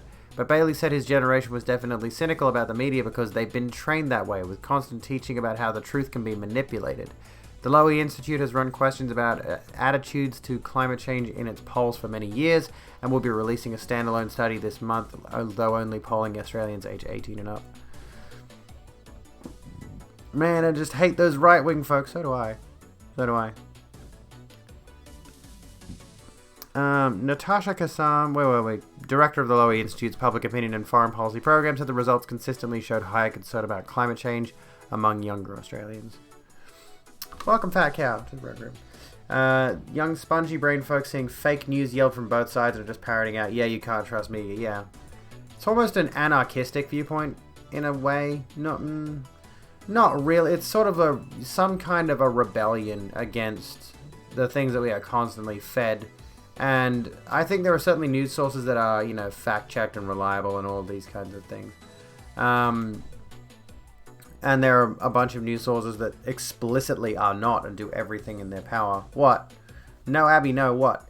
However, that idea of you can't trust the media just seeps into a lot of people's heads, and then they don't trust anything at all. You can't take any information. And I know that sensation of just inherent skepticism, looking at all of the sources, all of the available ideas, saying that, oh, well, I don't know what anarchistic actually means.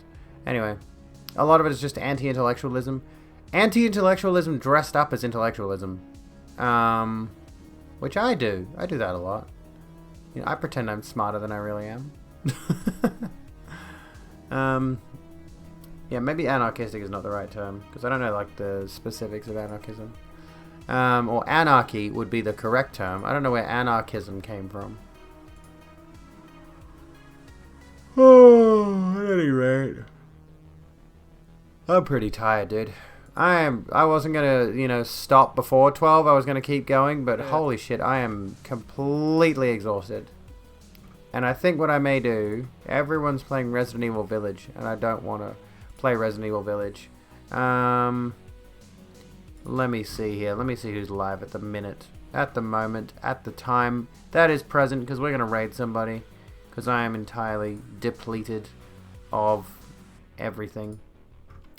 What's tomorrow? Tomorrow's Tuesday. Maybe should I pick a certain time? Not time. Although I'm considering going live earlier tomorrow. We'll see how we go. Tonight we're gonna go to. I'm just having a look. Who have we got available to us? Who have we got available to us that isn't playing fucking Resident Evil Village, for God's sake? Said rest with how much you've been yawning, but realize it's a bit rich for me to be preaching about looking after yourself. Cute nails, thank you. We could raid Pixel. I feel weird raiding Pixel. She's so much bigger than me as a streamer, but she's also really cool. Like, Akari? What's Akari doing? I think Pixel's doing a singing thing at the moment. She's taller than me. Well, that account that I just put in there is not anyone who is live at the moment.